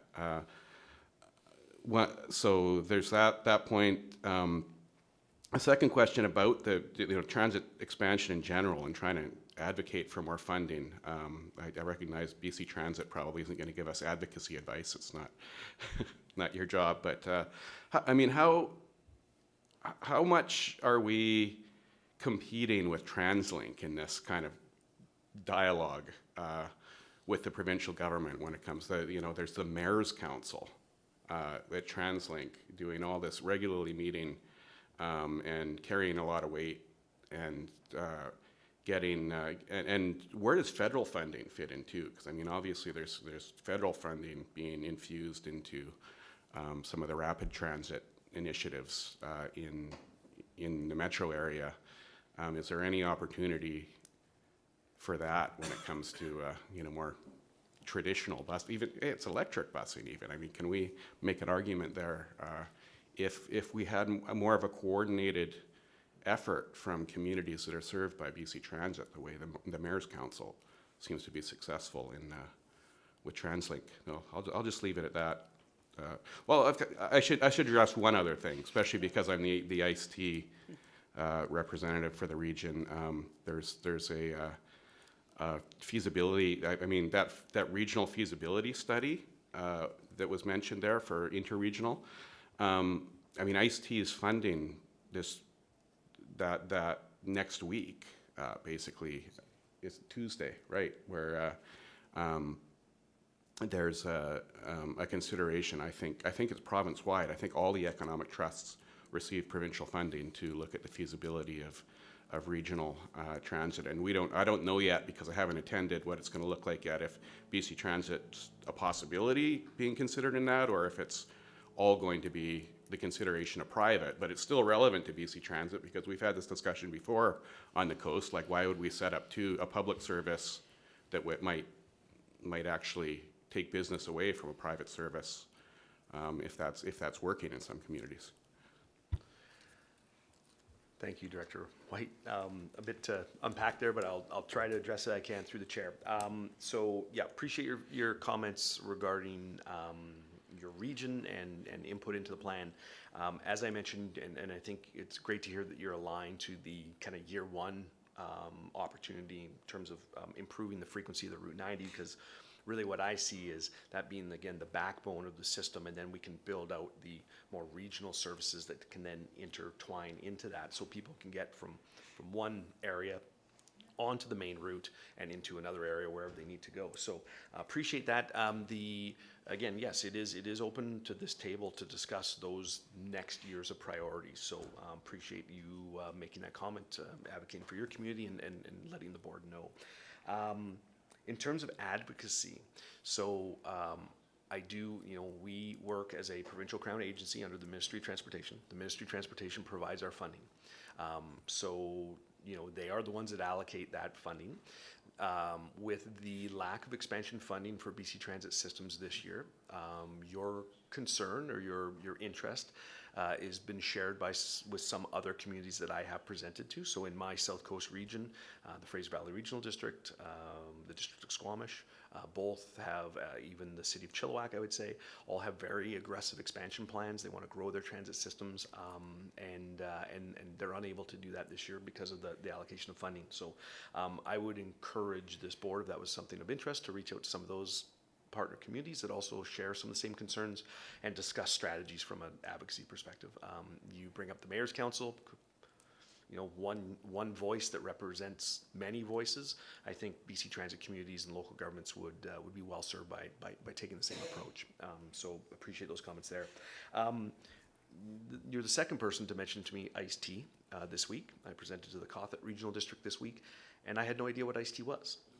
So I'd be very interested to understand more from the Sunny Coast Regional District's perspective, what's involved. If BC Transit could be a stakeholder when we start talking about transportation, and whether it's transit or not, transportation providers should be at the table providing feedback and input.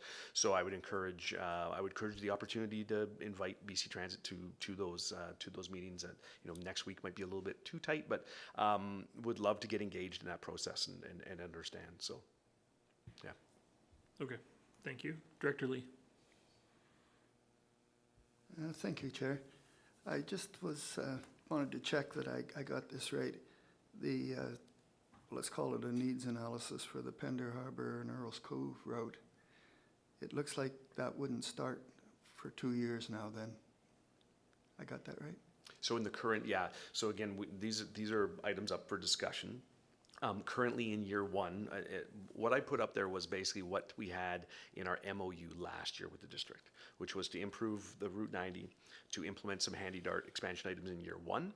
And then year two was to allocate the $50,000 towards a feasibility study on Earls Cove and yes, lost my train of thought. Yes, thank you, Pender Harbor, thank you. So yes, in essence, if you just repeated those items, they would all get bumped 1 year further. So instead of implementing the Route 90 expansion this fiscal, it would be next fiscal. So sometime after April 1st of 2024, and then year two would be 2025. So yes, your analysis is correct. And again, depending on budgetary and decisions at the board level, we can look to adjust those as requested. Thank you. Director Gabios. Thank you, Chair. And this is a great conversation, especially as we're trying to reduce our greenhouse gas emissions, and we're also entering OCP reviews. So that's, I think, transit's going to play a huge part in our growth. So I welcome this discussion. This is great. I love the bus. I will sing its praises. I take the bus all the time. And I'm in Half Moon Bay, so in a rural community. And I notice the patterns, and I rarely see people get on the bus in Half Moon Bay and get off the bus in Half Moon Bay. The bus does a really good job connecting rural communities to busier centers like Seashelt, but it's very difficult to leave the car at home when you're going somewhere within your community. The number 4 goes one way. So if I go to, say, the general store or Cooper's Green, I'm stuck because I can't go back. I have to go to Seashell and then come back. So I'm wondering if we've ever explored ways to increase connectivity within rural areas and smaller communities, and whether this is part of the plan. Yes, thank you, Director, for the question. Yes, it's very similar to the example I said on the Route 2. When a bus route only goes one direction, it limits your ability, and frequency goes along with that too. When a bus only comes once an hour, if you miss that bus, it's a big deal. You're 2 hours behind. So I think what we know is that by increasing the frequency and the reliability of bus service will increase ridership. So the challenge in rural communities is how do we do that in a effective and cost-effective manner.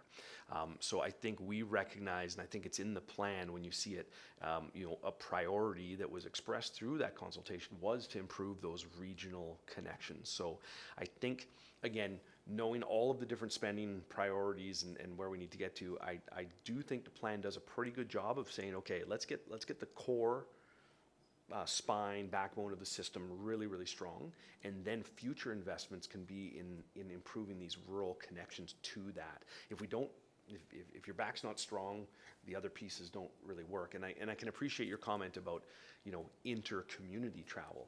So I think over time we can get there by improving connections to that main spine, but also improving those inter-community connections, and that just comes through investment in the system. So I think what we need to do when we're working with the board is look for unique and creative, innovative ways to deliver that service. So there's, do we do a light duty bus and operate it more as a shuttle service? All of those different things that we can explore as we kind of get those key priorities laid out, I think are something that we would make a priority. So thank you for your question. Thank you. Director Stanford, since you haven't had a chance. Thank you, Chair. Another consummate transit user. That's all I have, so love it. A comment and then a question. Comment is the new real time for the buses and the ability to use that app is a game changer. It's if somebody doesn't have a smartphone when they're waiting for the bus, there's more than happy to ask everybody else, and it just takes it makes such a difference for transit users to be able to have that access. Question is, how often does the province not accept funding requests? Because I'm looking at this plan, it's a great plan, but I I feel like we've been burned, and that I'm not sure there's a point in planning ahead if we just never know if the funding's gonna come. So new to this whole service process, there's all these good ideas, but right now I don't really see a plan because I just don't know if the funding's gonna expand. Thank you, through the chair, appreciate both of you being transit users. It's always great to have people who are riding the system and exploring the system on in municipal politics and being able to provide that feedback. I use NextRide, the transit app, all the time. It tells me whether or not I can, have to quickly drink that coffee before I go to my bus stop, or if I can take my time if the bus unfortunately is running a little bit behind. So it is, having that real-time information is a game changer. So appreciate those comments. I use it myself and I quite enjoy it. Yes, just to answer your question, I've been with BC Transit about 6 years now. This is the first time, I shouldn't say first time, there was COVID where our ridership dropped off the map. And I think everybody from the provincial level to municipal level there wasn't a lot of appetite to spend additional dollars when the service was, pretty much decimated for a year and a half, 2 years. So what wasn't shown in some of the ridership numbers there is that after 2019, ridership dropped by over 60-70%. And I'm so glad to see that it has marched its way back to the point we're at now. And I think the province recognizes that at this point, we're seeing that we're back to 2019 levels. There has been a lack of funding over the COVID period, and then this year in terms of the decision made not to allocate funds for expansion. But I think the province, and again, I don't want to speak on behalf of the province, but I'm privy to some conversations, and the province understands the importance of transit across the province, the importance of interconnectivity between regional communities. So yes, it's frustrating when we don't get expansion funding. It's hard to plan when we don't know if there will be expansion planning. But I think what this board and I encourage all of my local governments to do is, have your plan and advocate for your plan and have that plan ready so that when the expansion funding does come, that we have a track record to follow, a plan to follow to improve the system. So I can appreciate the frustration, but I think there's probably good news down the road to come. Thank you. I've got 2 hands up left. I'm hoping that we can wrap it up at that point because we still haven't actually made it toward the reports in our agenda yet. So Director Bax. Thank you, Mr. Ringma, for this in-depth report. I just wanted to let you know that one of the things on my radar is trying to create free transit for students. That is something that is, I think, a real positive thing that we can do for our community to create lifelong transit users. And part of that question is, I imagine staff is working on this report for Q3, where the answer comes as to how much was spent on, what was the revenue from student bus passes in 2022 is one of the questions I have. I've been told that it will come in Q3, and I think that's an important part of that puzzle so we can figure out what the funding structure is going to look like in order to achieve this. Because the finance department doesn't think the way that I think. Thank you, Director Bax. Could I respond? Sure. Yeah. To the chair? Appreciate that. So I think free fare for transit is still an ongoing discussion in many municipalities across the province. Of course, the province, the NDP government implemented free fare for 12 and under after they were elected, rolled that out province-wide. They provide a provision of funding to the regional district and all of our municipalities to help support that program. So they actually inject some quote-unquote lost revenue funds back into your system. And then these are the considerations that this board would need to consider is, this system is, and I don't want to steal Ahmed's thunder, but in your annual operating agreement, we have a $2 million cost for transit. You have about $600,000 that come in revenue each year. So any free fare programs, because the regional district gets 100% of the fare revenue, you have full privy on fares and fare revenue, but you need to understand the revenue implications that would have. So that's just putting that out there. The other piece that isn't thought about a lot is, so when you do implement one of those programs, your ridership hopefully is going to go up. And if your ridership goes up, your capacity is going to go down. So you also need to just be considering some of the operational implications that implementing a program like that will have. I'm not advocating either way. It's just explaining for the board the considerations. And I think, again, we'll be working with staff for that fall report to help give you a very wholesome understanding of what the potential revenue implications could be, and also what some of the operational implications could be. But by all means, I fully support the premise, and I think the province does too, that by providing youth with free transit, getting them accustomed to riding transit, get them break down some of those barriers or fears around transit, could create lifetime transit users. So I think the comment's well taken, and I look forward to working with staff on tabling that report this fall. GM Gagnon? Thank you, Chair. If I may, I'll just follow up. So staff does intend to be back in front of the board by the end of the year with a report, so that if there are financial implications, it can be considered in the 2024 budget process. I will also perhaps address one of the questions, which is, what is our youth ridership?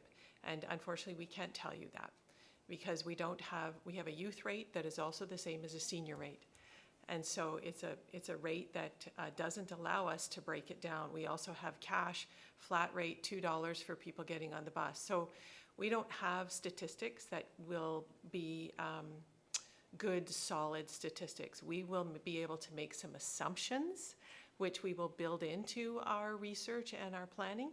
And we have statistics that exist in other regions that we can build off of, but we ourselves do not have that information. UMO, an electronic fee system, may better enable that as well. So future we might get there, but we don't have that right now.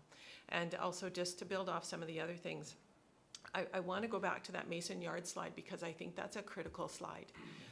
Our Mason Yards area is full. We have the capacity to expand maybe 1, maybe 2 buses. And then we're in some constraint issues.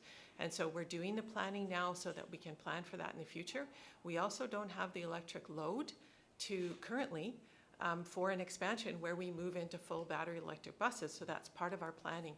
But that is going to be a considerable capital undertaking for the board. And I just want to make sure that's in your thinking. It's lovely, and I wish we could do everything all right now, but we are going to have to be strategic in our thinking, and it is going to take us some time to get there. So thank you. Thank you. Director Inkster? I'll save my questions for next time, or the planning pieces, but I just want to tell you quickly, I have a dream. I have a dream that I jump out from my house with a pack sack on my back and my kid's pack sack on the back, or anyone else is coming, jump on a bus, cross over to the ferry, take a bus to the airport, to the train station, or a longer bus route, bus system from my house with my pack sack on my back. That's my dream. Yeah, and thank you very much, and thanks, Shelley, for some of the background.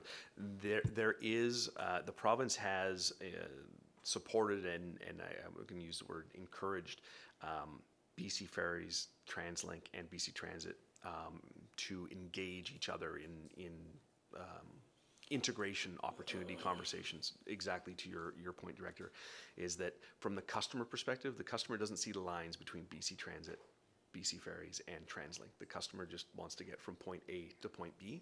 So I think the province recognizes that and is encouraging and supporting, and I'll use that word, they're supporting us in looking at those integration opportunities to help make that type of dream that you have a reality. So I look forward to working with the province on that and the other agencies as well.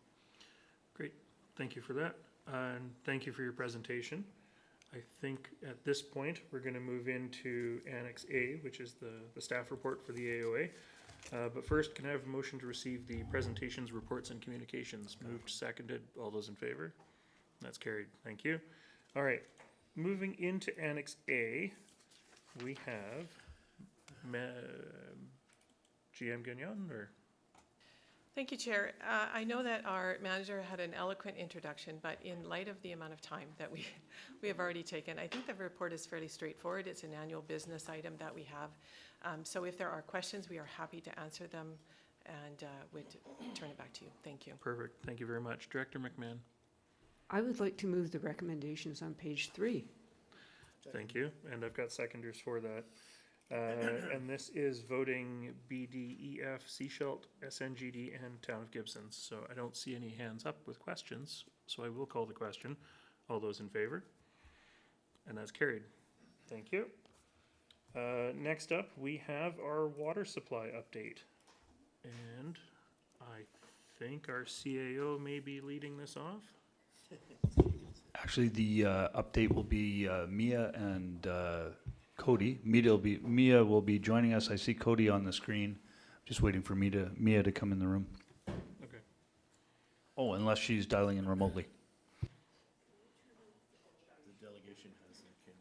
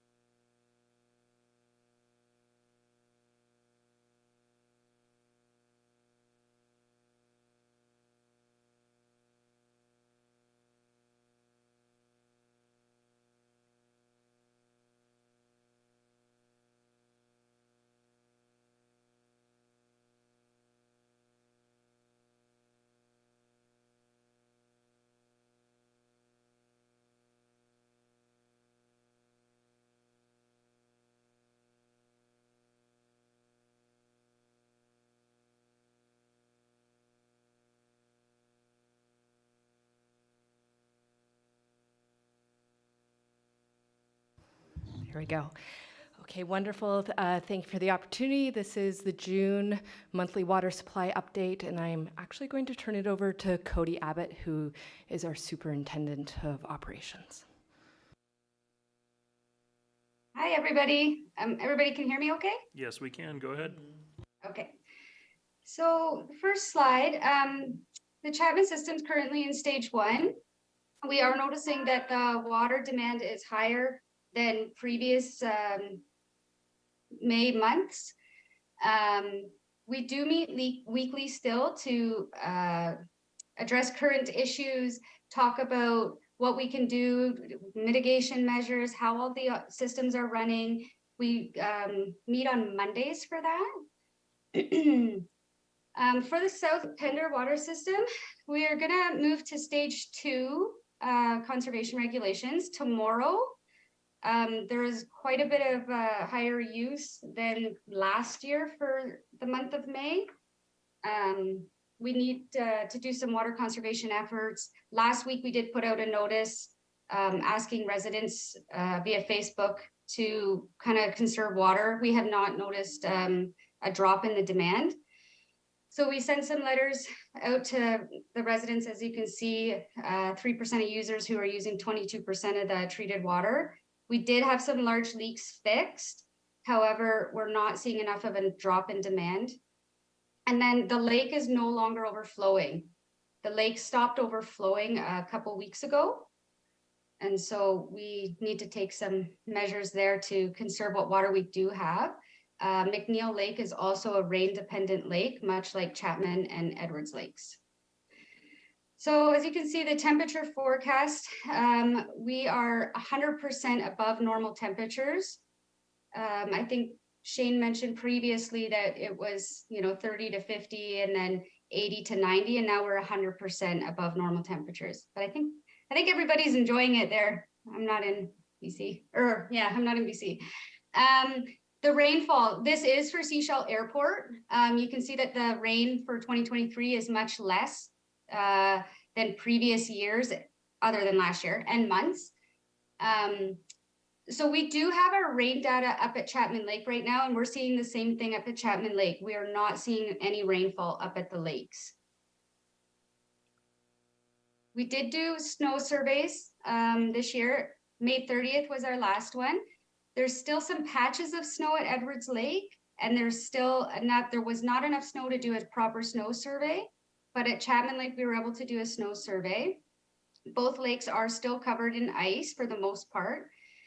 And then we will still be monitoring a tetrahedron weather station to get temperature readings and snowpack from the higher elevations, but that's not necessarily what's happening at Chapman. So we're monitoring Chapman as well.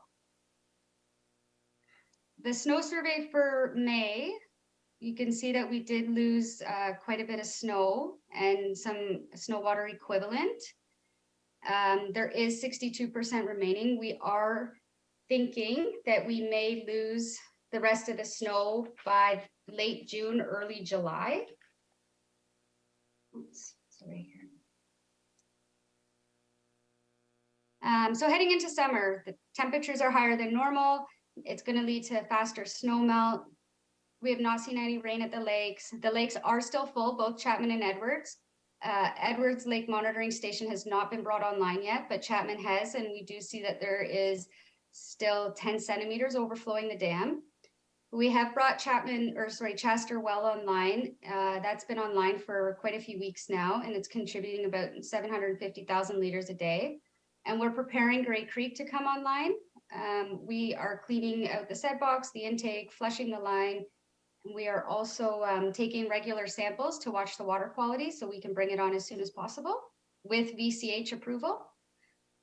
Upcoming communications for June. There is a new web page for drought information. It hopefully will be like a one-stop shop for everybody to get the information they need. We did send out 349 leak letters on June 7th. We're continuing to address major ongoing leaks and maybe issued shutoff notices. Monthly water use updates, 788 residents signed up. So that's pretty positive. For the Church Road well, so Soames Creek flow and fish habitat survey data has been sent to the province for review. Ongoing compliance monitoring of the creek will be required for 2 years. The RFP has been posted. I think it was last week, we completed the 80-hour commissioning test. It was a successful test. There's some minor things that need to be fixed, but we could run the system once the approvals come in. The well field will be online as soon as we have received the approvals from the province. Some of the other staff priorities. The staff meet every week to review the water system data and adjust based on the information shared in this presentation. It does change daily. Our goal is to preserve stored water in Chapman watershed as long as possible. We're prioritizing the Church Road well field. We continue to provide the most up-to-date information to residents when available. And the rainwater harvesting rebate is greater than 94% funding. It's available and has been pre-approved. When is stage 2 for the Chapman water system? So we are monitoring the conditions very closely. The weather's been dry, higher than normal temperatures. We have rapidly melting snowpack. There's no rain in the forecast. Like I said earlier, we do anticipate the snow will be gone in the coming weeks. And we're updating the website and providing the public information regularly and when stages will change.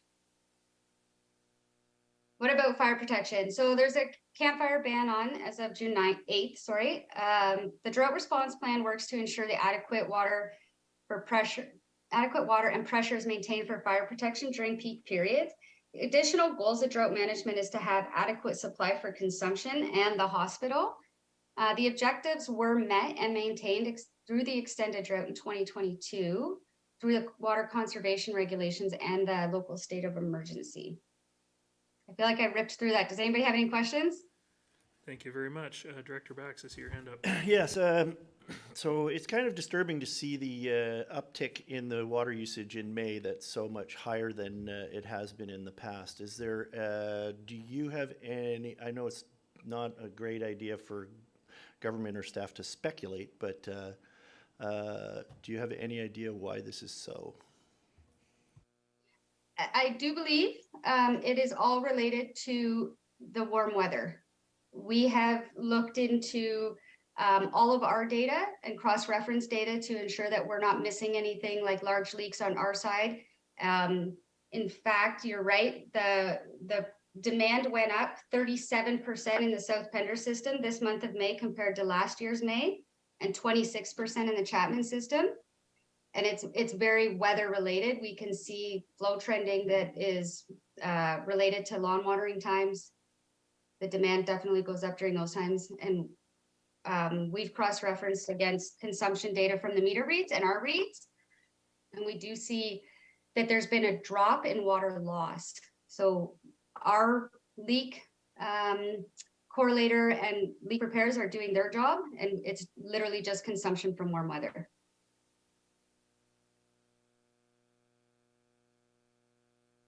Not a follow-up, but another question. Sure. Is there anything we can do besides jump up and down and scream and talk to Global TV to get the province to approve our license for Church Road? I will look to the CAO for that answer. I'll try to give the best answer possible to that question. We had a recent meeting with the entire project team to talk about that exact thing. What is it we're actually waiting for? What, if anything, is left in our court, and where does the province sit? We're waiting, and I don't want to get the label wrong, but correct me if I get it wrong. We're not waiting for a license per se. We're just waiting for a letter that provides us with permission to operate the system. Can't remember the specific name of the letter. We're told realistically it could be a 2-week turnaround time from last Friday. We were hoping to see what we could do to speed it up. One of the things that's sensitive at times around this type of thing is that the decisions are not made by ministers. The decisions are made by bureaucrats. We're working closely with the staff that make the decisions, and we're trying to time advocacy carefully and positively, because political leaders and ministers have to be really careful not to be in a position where they're seen to be fettering decision makers. So a politician, for example, a minister can't demand a provincial decision maker to provide a license, but they can certainly urge staff to prioritize the decision. And we seem to have, right now, we have probably an unprecedented level of communication and collaboration with our partners at the province. That remains so. It has been this way for several months. That said, we are looking at this daily, and if there is an opportunity where we think that some additional support in the form of advocacy could help increase the priority of providing that letter, we will not hesitate to use it. At this time, we feel like everything is going as well as it can, but that's something we're monitoring every day. Director McMahon. I'm just going to convey a question that I've been asked several times to our CAO. What happens if we just turn on the tap without getting the letter of approval? Well, we'd be testing the fire flow capability because everybody would light their hair on fire. I'm not taking that question lightly. I don't know, without getting a legal opinion, if the professional designations of the people that are required to operate these systems are trumped by board direction telling them to do something that's illegal. Could there be fines to the regional district? Yes. I don't know how big they'd be. Could there be charges laid against the staff who turn on the system without permission? Quite possibly. Would staff feel comfortable doing something that they know goes against their professional designation? No, they would not. That's the best answer I have to that question. And that's actually, I'll be totally straight up. I had that relayed to the province. These are questions we're being asked. So what I didn't want to find out from the province is that we're in a queue. There better not be a queue. The queue should have one application in its pile. I'm not aware, maybe I missed all the other drought-related states of local emergency that got called last fall. I don't think I did. So if they've got all the information and they continue to work positively with us, so I'm not trying to make this sound like a rant, there should be no queue of people in front of us. But if it sounds like there's even a queue of one in front of us, we're going to be going and meeting with people. We'll show up in Victoria. We'll find out where they are and we will be there. We need this letter, this permission to operate when we hit stage 2. We've tried to make it as clear as we can, but the ball is in their court. And as I said, they have been working with us positively. So this is not anger directed at them. It's just we're doing everything we possibly can to be in a position to turn on that damn system when we hit stage 2. Thank you for that, CAO. I think in the staff report and sort of where we are now, I think it's fair to say that we're sort of in a wait and see for the next 2 weeks. Or I know that ordinarily we see the water updates in the first committee of the whole of the month, but I'm wondering if it'd be pertinent to put a water update on the next committee of the whole meeting. Sure. Would you like a resolution to that effect, or are you just happy to take that away? Okay, so staff will include that on the next agenda as well. Director Inkster. Yeah, thanks for, every meeting, I've mentioned that. I'd like to see that. I'm wondering could the board chair turn on the water? Is it simple? And if he does, would he be in trouble? Or the vice chair? I'm just wondering who could turn on the water, so who we can get away with turning on the water when we need to. And just throw that out there, but also to ask a question. We have a deadline that the CEO has mentioned a number of times, letter in front of them, the queue of one, because we have no droughts otherwhere else with issues. In 2 weeks, when the deadline hits, will that be, do we know, is that on a meeting day or will we get an email from the CEO to remind us that time is hit? Because additional measures may need to kick in at that point. We need to be ahead of the need for water. Thanks. Nope, that's a very good question. I think what I can happily and effortlessly commit to is I'll be providing updates to the board. I won't need to wait for meetings to do it, and I'll do it whenever I have new information. Thank you. Just for the members of the gallery, we usually take questions at the end of the meeting, but at the very least, we're going to get through our business of this item before we take any questions from the public. Directors, any other questions? I guess not. Director Lee. Thank you, Chair. I was just trying to figure out where I wrote my question down. It seems quite minor compared to the discussion we're having here right now, but in South Pender, I understand that there's a I believe it's Harris Lake above McNeil, and was a dirt berm put in place to make the lake higher. Is that a possibility of we could get some more water down to McNeil that way, or is my information incorrect?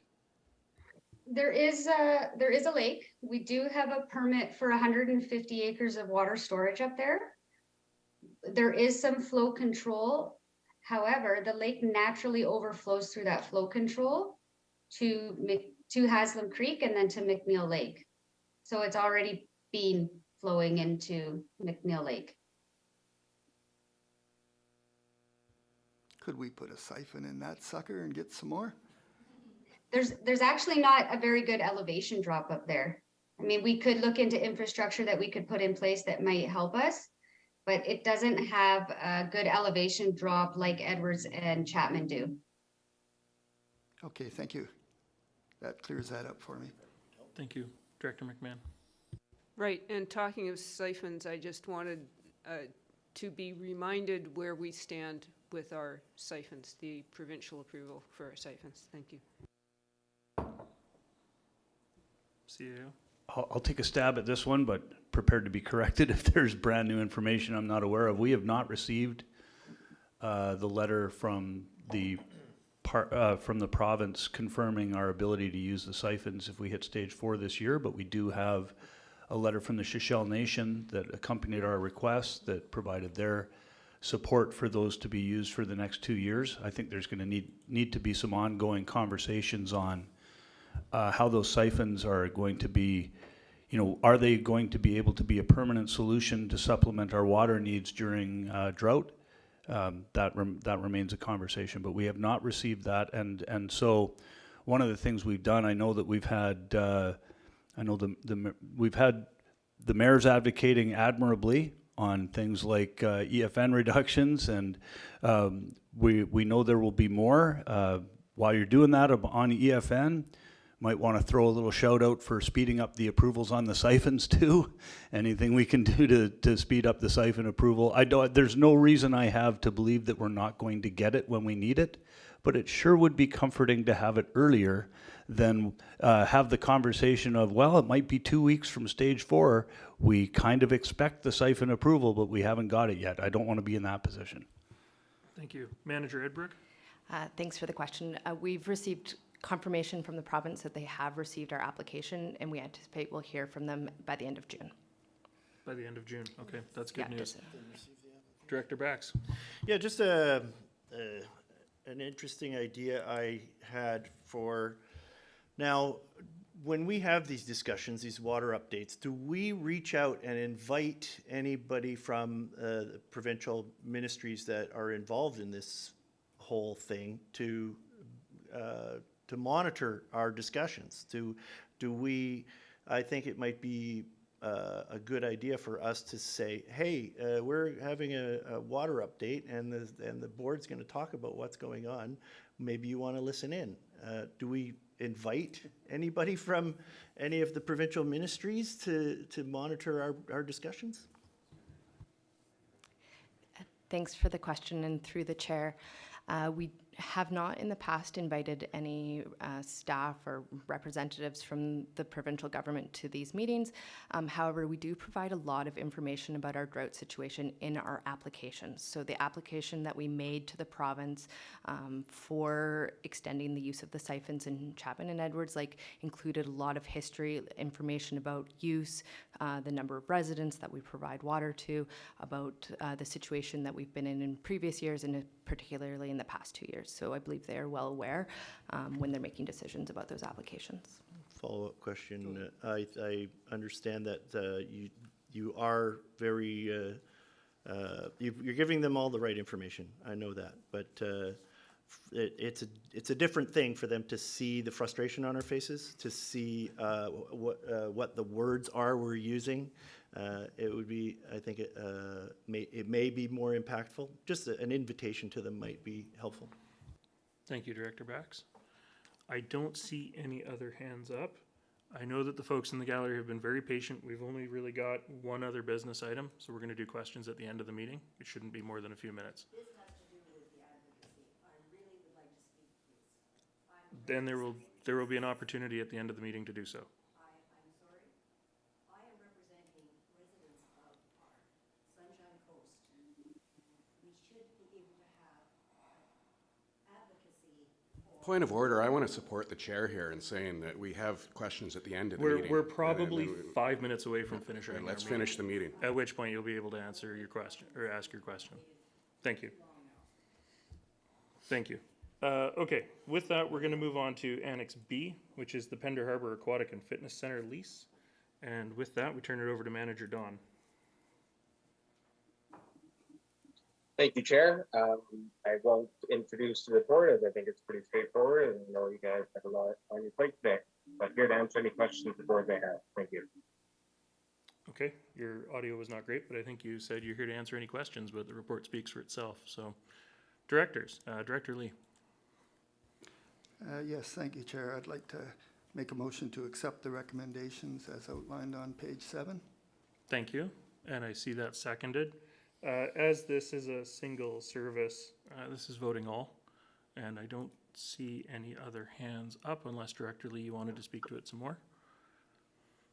I'm trying to get my hand down. Okay. The computer isn't talking to me. That's okay. I will call the question then. All those in favor? And that's carried. Thank you. Directors, is there anything in Annexes C or D that you want to flag for discussion? Director White. My technology is limited today, but does this include the WASAC minutes? Yes, it does. Yeah, okay. Yeah, I wanted to ask, I was disturbed in the minutes to see that the suggestion that volumetric metering or billing is now is not possible until all meters are installed. Because that's not what we were told as a board earlier in this term. I've heard a couple other times I've asked this question that we'd be receiving a report, I think this month, I believe. I think it's next month, and that where that option was anticipated as one we could consider. But now I see in these minutes that it's is that foreshadowing, or is that a confirmation that that we're not going to have that option now in the report? Thank you for that. Just give Manager Edbrook a moment.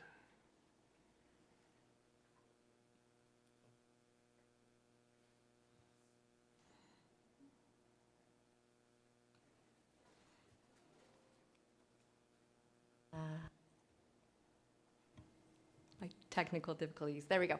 Well, thank you for the question. So the study is going to be completed by the end of June, and then staff will begin preparing staff reports. I don't anticipate that. I think with our timelines, we probably won't be able to get a staff report in front of the board by July, hopefully in the fall. We still have a lot of work to do on our side as well. And then further to that, there are 3 separate water systems, right? So 2 of the water systems are fully metered. So that's North and South Pender. And then we have the regional water system where only 50% of all properties are metered. We have this really big project that we're starting at the end of the year. There's already, I correct myself, there's already work underway to doing locates and collecting information about meter locations, and they'll start installing the meters later this year. Project timelines about 18 months. So of course there's a lot of information that we don't have there.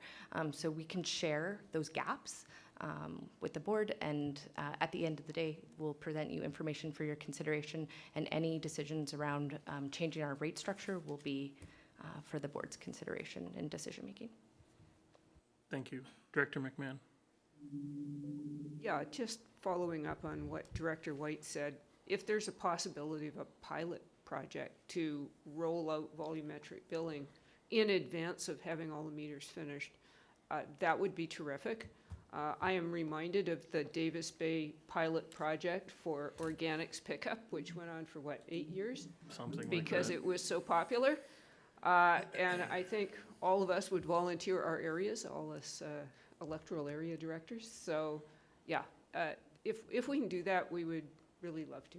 Thank you. For sure. Thank you. CFO Perot.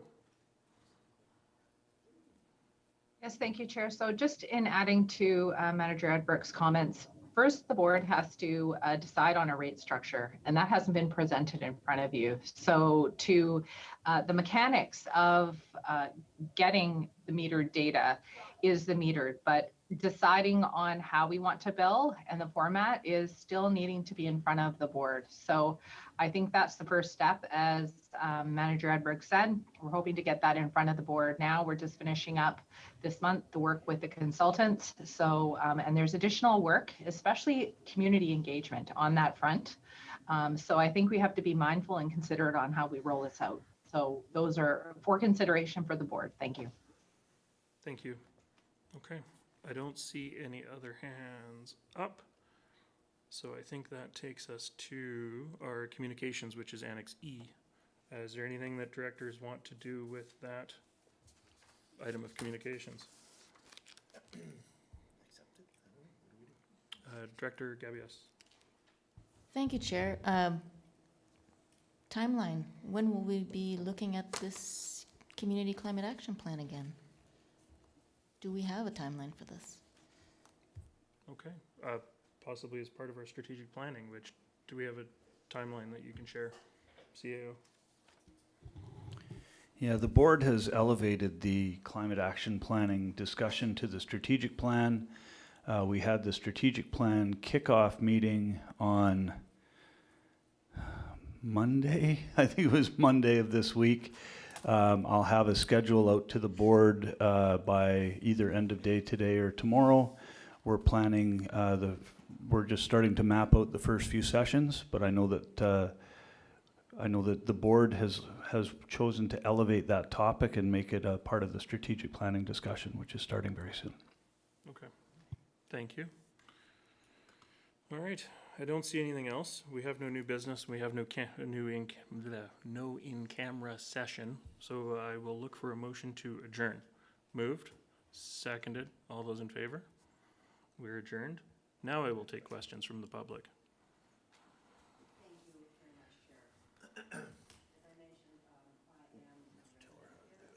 No.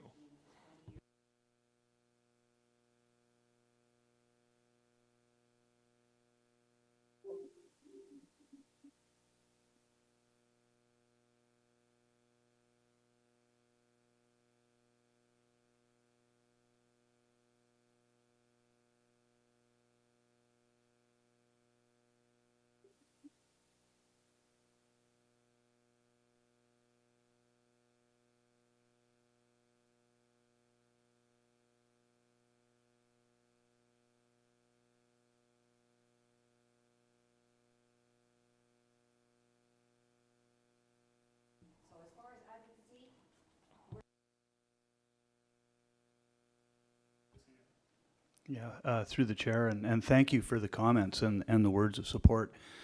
I think one of the things in isolation, some of my comments earlier about the piece of advocacy potentially remaining on the last piece of paper we're waiting for the permission to turn on the pump, doesn't factor into all the advocacy that the previous board and this board have done through the desire of the residents to actually get the province to where they started working as well as they're working with us now. That was not always the case.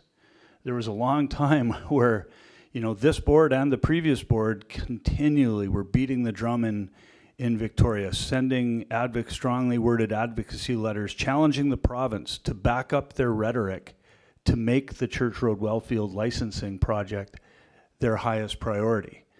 And for quite a while, it took some time to get traction. But after UBCM 2022, we had an additional commitment that their staff would work more closely with our staff, and they did. And they really have stepped up to a level where we're now getting a level of collaboration from the province that we have not experienced in the past. In addition, during the state of local emergency last fall, the province sent additional resources through the form of a consulting team from KPMG to further assist us. So the advocacy, the tremendous advocacy work done by this board and the previous board, and they've heard the voices of the public, got them to the table in a way they've never been before. And so while I am still not counting any chickens, I am more optimistic than I've ever been, but it doesn't change the fact that every single day between now and when we get that piece of paper will be potentially an additional chance for advocacy. Everything seems to be trending very well right now, but until we have that piece of paper, it's still, in my estimation, I consider that an emergency. The next committee of the whole meeting, on the other hand, might be a different story. Sure hope so. Right? Sure hope so. We'll either have that, or we will be asking for the public to step up their advocacy efforts with the province. Well, I appreciate so. everything you're doing. I hear you. I know everybody's working hard, but we are the residents. We want to have our voice. We want to, support you. And so, are you saying don't do anything? What are you saying? I think the next week or two, week and a half, it's wait. Based on the meeting I just had and the words that I expressed in that meeting, the entire project team, which includes staff from the province, tried to assure me that they have heard us. I'll be honest, I made it a lot more clear and more forcefully worded in that meeting than I did in this one. Director McMahon? Yes. Yeah. Yes, I was just going to say that I look forward to applying the lessons we have learned on Church Road to the Langdale Wellfield project. And I'm hoping that sometime, maybe this fall, we can put together a strategy for how we can get that fast-tracked with the province as well. Thank you. Thank you. Director Bax. Yeah, I want to say that I appreciate the forcefulness of your presentation. Being new to the role as one of the governors, I understand that we have our position. We've been put in place by the population of the Sunshine Coast to do this work for them. It doesn't mean that you, as a citizen, can't advocate for the Sunshine Coast on your own. We can't tell you to go and do a letter writing campaign or to go to Victoria and protest or anything like that. That's beyond what we can do. You can tell us what you want us to do, but whatever, we're working for you. You can do whatever you want to do in a grassroots way. But we, as far as asking you to rise up and create change, that's really outside of what we are allowed to do. We're here to advocate for you in the power halls that are, and we're doing our best.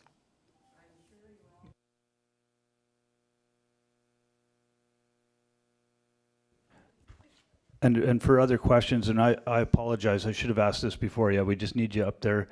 We can hear you in the room, but no one online can hear you unless you're speaking into the mic. And I should have mentioned that when you stood up. I apologize.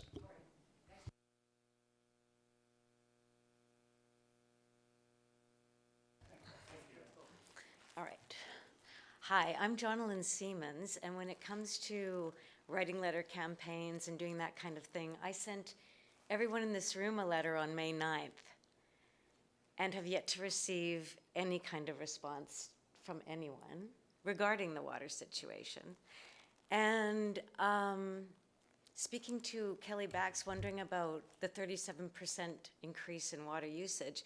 In that letter, I showed a bunch of statistics. I'm a statistician, and compared to last year, when our state of emergency began, from January to March, our precipitation rates were exactly down 35%. So that explains exactly the increased demand. And then you add the heat on top of it, but we've had no rain since. The last 2 months, I just added it up, we're still 33% below last year in rainfall. Historical averages were 46% below. Like, this is so dire. And I just think these numbers just need to be repeated so everyone understands. We were in a state of emergency last year, and as of right today, we're already 36% below where we were this time last year. So there's no doubt, along with the heat coming, that it's going to be dire this year. So I appreciate everybody's help. I do have a question for Dean. Nope, to me, please. And if it's appropriate, Oh, I'm I'll ask sorry. Dean to answer I don't it. know how to do this stuff. That's I'm not okay. a politician. Now, I understand that receiving any answer to the letter that was sent to the province takes 2 weeks for a reply. I'm just curious why that letter was sent last week. Because we needed to finish the commissioning works on the system before But we why could send wasn't it. it sent like weeks ago? Because that commissioning work finished last week. Okay.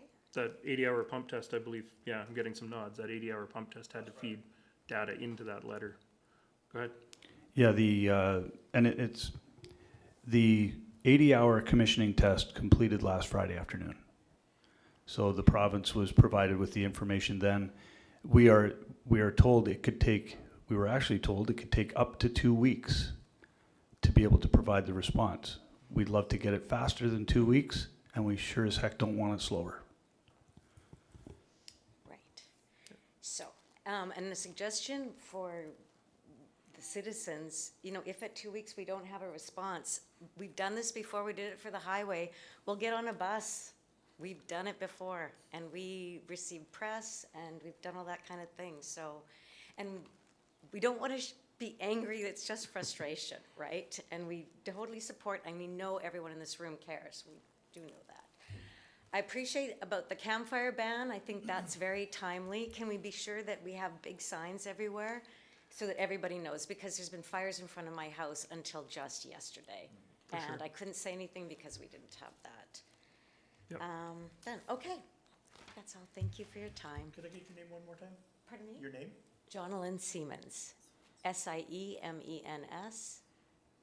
First name Jonalyn. I can send you the updated stats that I have if you'd like. Absolutely. Thank you. Well, Thank you. all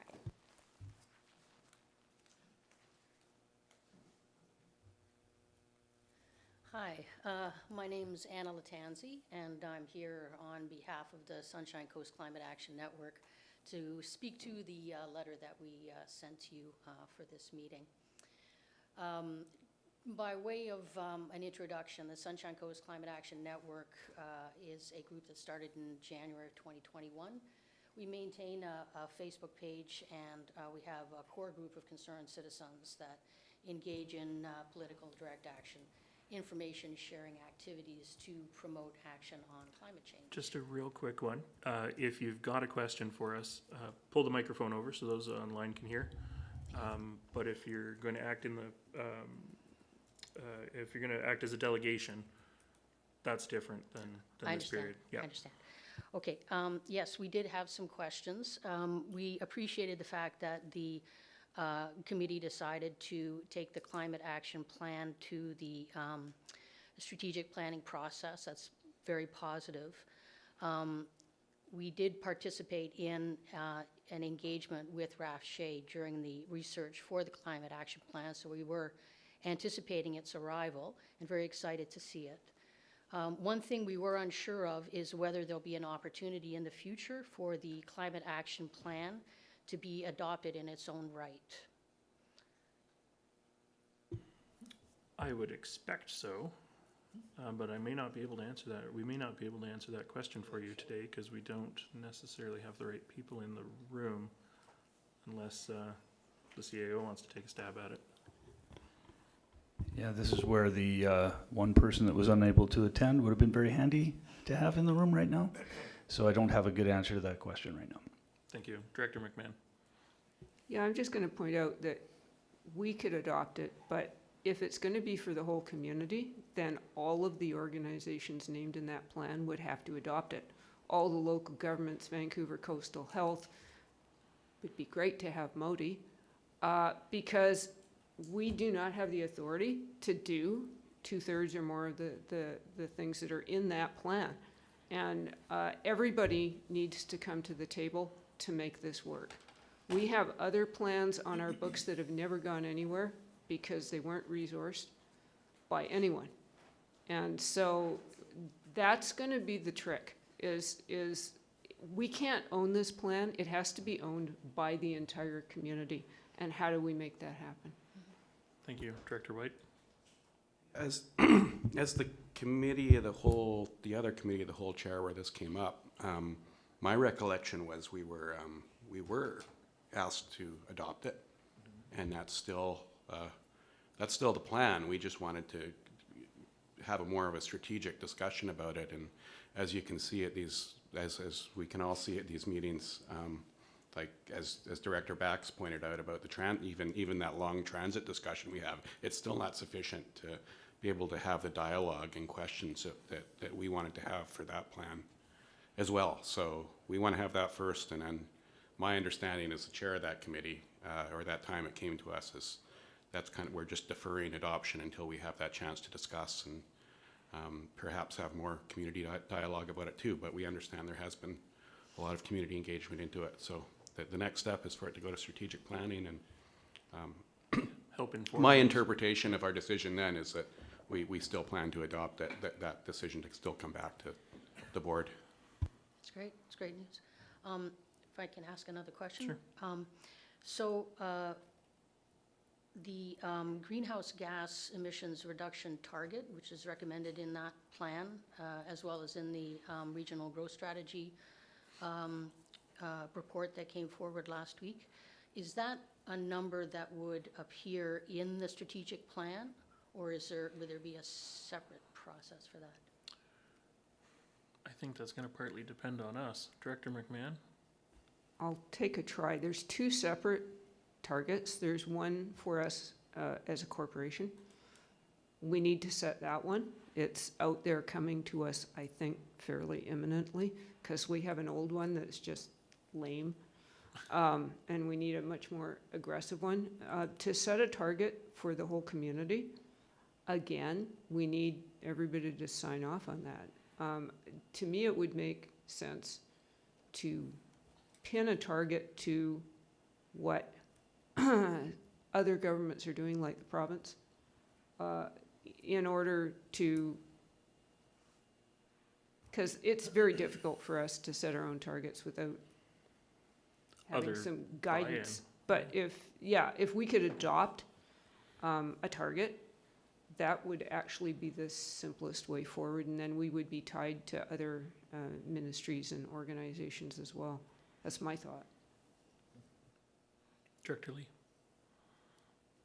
I just thought I'd chime in because I was one of those that thought we needed to take it to the strategic planning so that we as a group understood what we were up to and what we were committing to. When I read the plan, I agree with everything it says, but what I didn't understand is who was responsible to do what part and who would fund what part, and even specifically what part we were expected to play, because I sure don't want to make a promise that we can't meet. So we need to be very clear on what we can do and what we're depending on others to do so that we can advocate that they do it as well. So that's how I was looking at the plan. I just thought I'd mention my motives for taking it to the strat. Thank you. Thank you. And if I could just add one more thing. In our discussions in the working group at the Sunshine Coast Climate Action Network, one of the main concerns that came up was the need for continued community engagement with the plan. And we understand that the climate crisis is an existential threat. It's not like other issues in that way. It's something that's going to continue to get worse. And we acknowledge that. The science tells us that. And so leading from that, having conversations in the community which are safe and positive and useful must be seen as part of the solution. And so the question that I have is, going forward, what opportunities there could be for continued community engagement with the plan, like, for example, potentially providing the plan to the APCs for review and comment and questions, or being able to hold, say, a giant Zoom where there could be a question and answer period. People could learn about the plan. There could be breakout rooms and the opportunity for people to discuss the plan with each other. I think it's too early to say exactly what that engagement's gonna look like, but I don't think anything that you've said is unreasonable. And I think as staff move forward, we're gonna welcome all the input we can get and input on how to receive that input. So just as we break, I'm wondering if we can make sure that we get you the contact information for our communications manager. Okay. So that you can provide that feedback to him directly, because I know that he's not here with us today, so. That's great. Yeah, we at the Sunshine Coast Climate Action Network, we're certainly interested in participating and supporting whatever possibilities there are going forward. Okay. Thank you for your time. Thank you. And I see one attendee online that I'm going to just give permission to speak here so they can ask their question.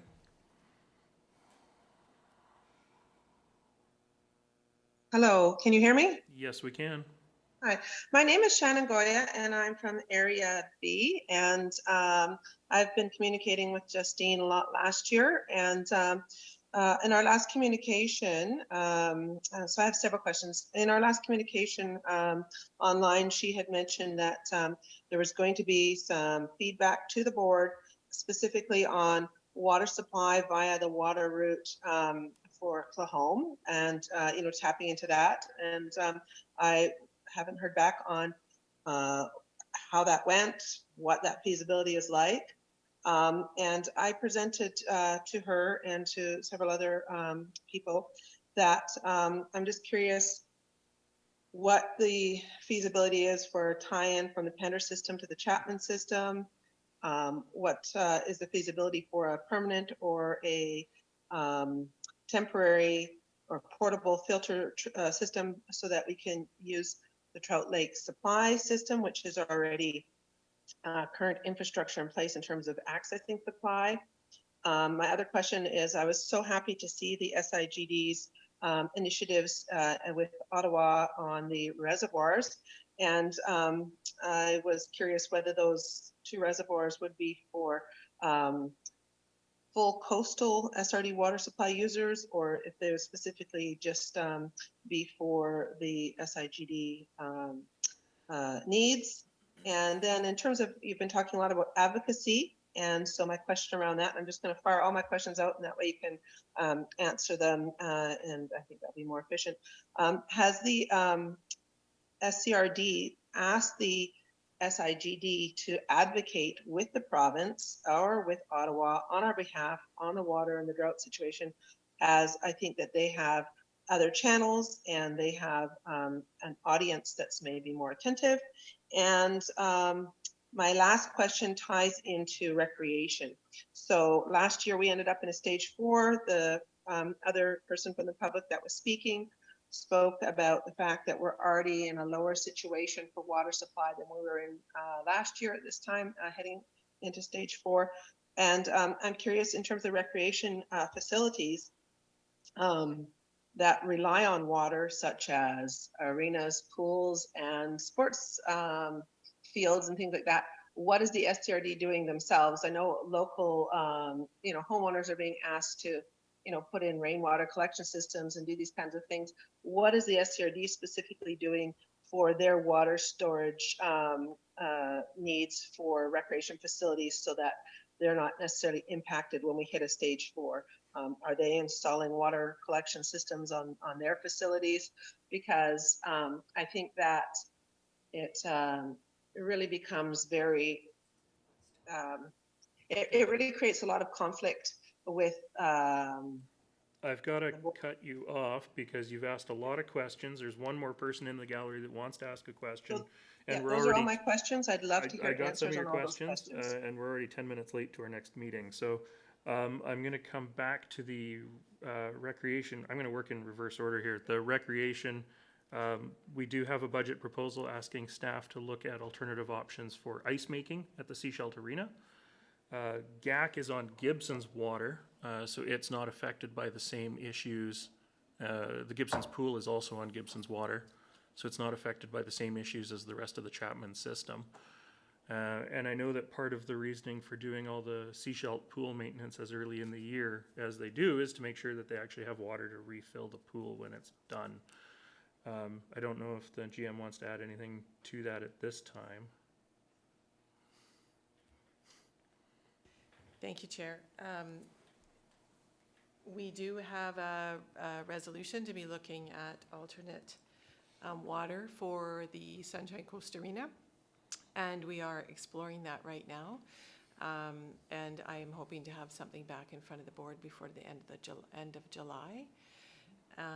As far as that goes, in terms of our sports fields at stage 2, we hit restrictions with irrigation, and so they get turned off, and what has happened is they're dying. So Cliff Gilker is closed as a result of that.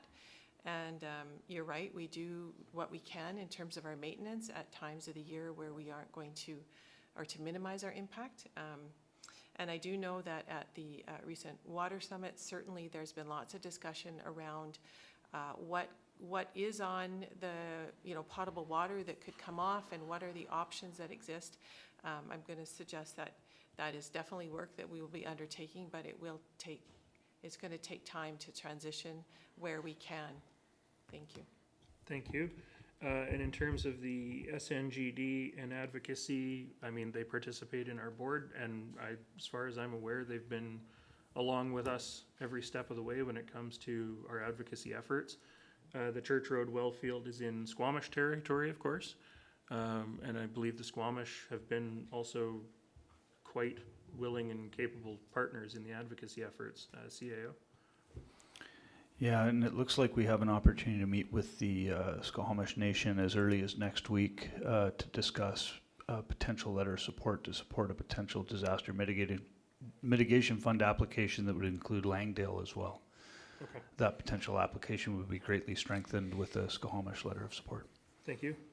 With regards to the reservoirs that the SNGD announced, it was intended that they would be supplying the Chapman system. More details to come, because really that's all we can speak to is what's in the letter. Trout Lake, I know Trout Lake has been looked at in the past as a water supply option. I believe last year we were told it would only be about 3 days worth of water if we were to rely on it. It's a very small amount.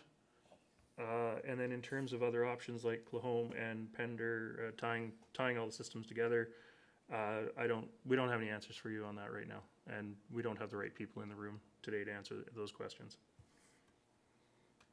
Does that cover it? Yes, thank you. Do you know when you will have answers? Because I was told that there was supposed to be reports coming to staff and things like that about the Clahome options, and I thought that was coming last year. So I'm just curious when that is anticipated to Thank have you, that Manager feedback. Edbrook. Thank you for the question. I think what you're referring to is a long-term surface water study that the board approved budget for, and I believe you're right, it was from last year. And I think you've referred to the reservoirs that the SNGD have proposed, and I think there's certainly a lot of work around water sources. I don't believe that you would have to look at the overall costs. We can't do 10 projects, we have to pick 2. So Clahome was on the list of projects to look at again. It was estimated around 70 million back in 2013. Thank you. Okay, your turn. Come on up to the microphone. There should be an on button there somewhere.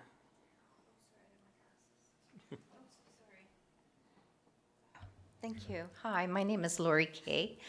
I just have a question about I'm just interested in the emergency preparedness plan.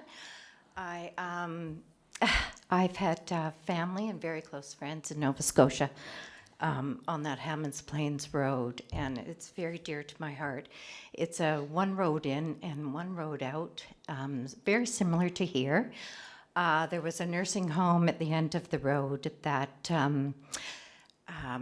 the evacuation, they couldn't get the people out, and they ended up to be, safe. But I think there's a need here for some talk about evacuation, whether it's what's in place, and I'm just interested in the emergency preparedness plan.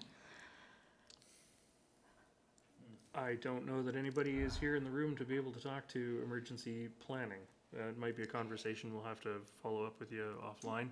For sure, I'd be more than happy to help if We've got 3 evacuation plans that were funded by grants. Okay. There was one for Egmont, one for Tawanik, and one for Gospel Rock area, I believe, out in Gibsons. Right. And it's the Bluffs. Thank you. And it's just sort of the first steps. Sure. Yeah, none of our emergency preparedness staff are in the room today. Oh, that's unfortunate. Okay. Well, Director McMahon. Yeah. And there is an emergency social services program that has volunteers. Great. And we just got a whole bunch new volunteers on board, but I'm sure there are opportunities. Yes. Okay. That's wonderful. Thank you. Yeah, I'd be happy to help out, a registered nurse, and yeah. So, okay. Thank you very much for your time. Thank you.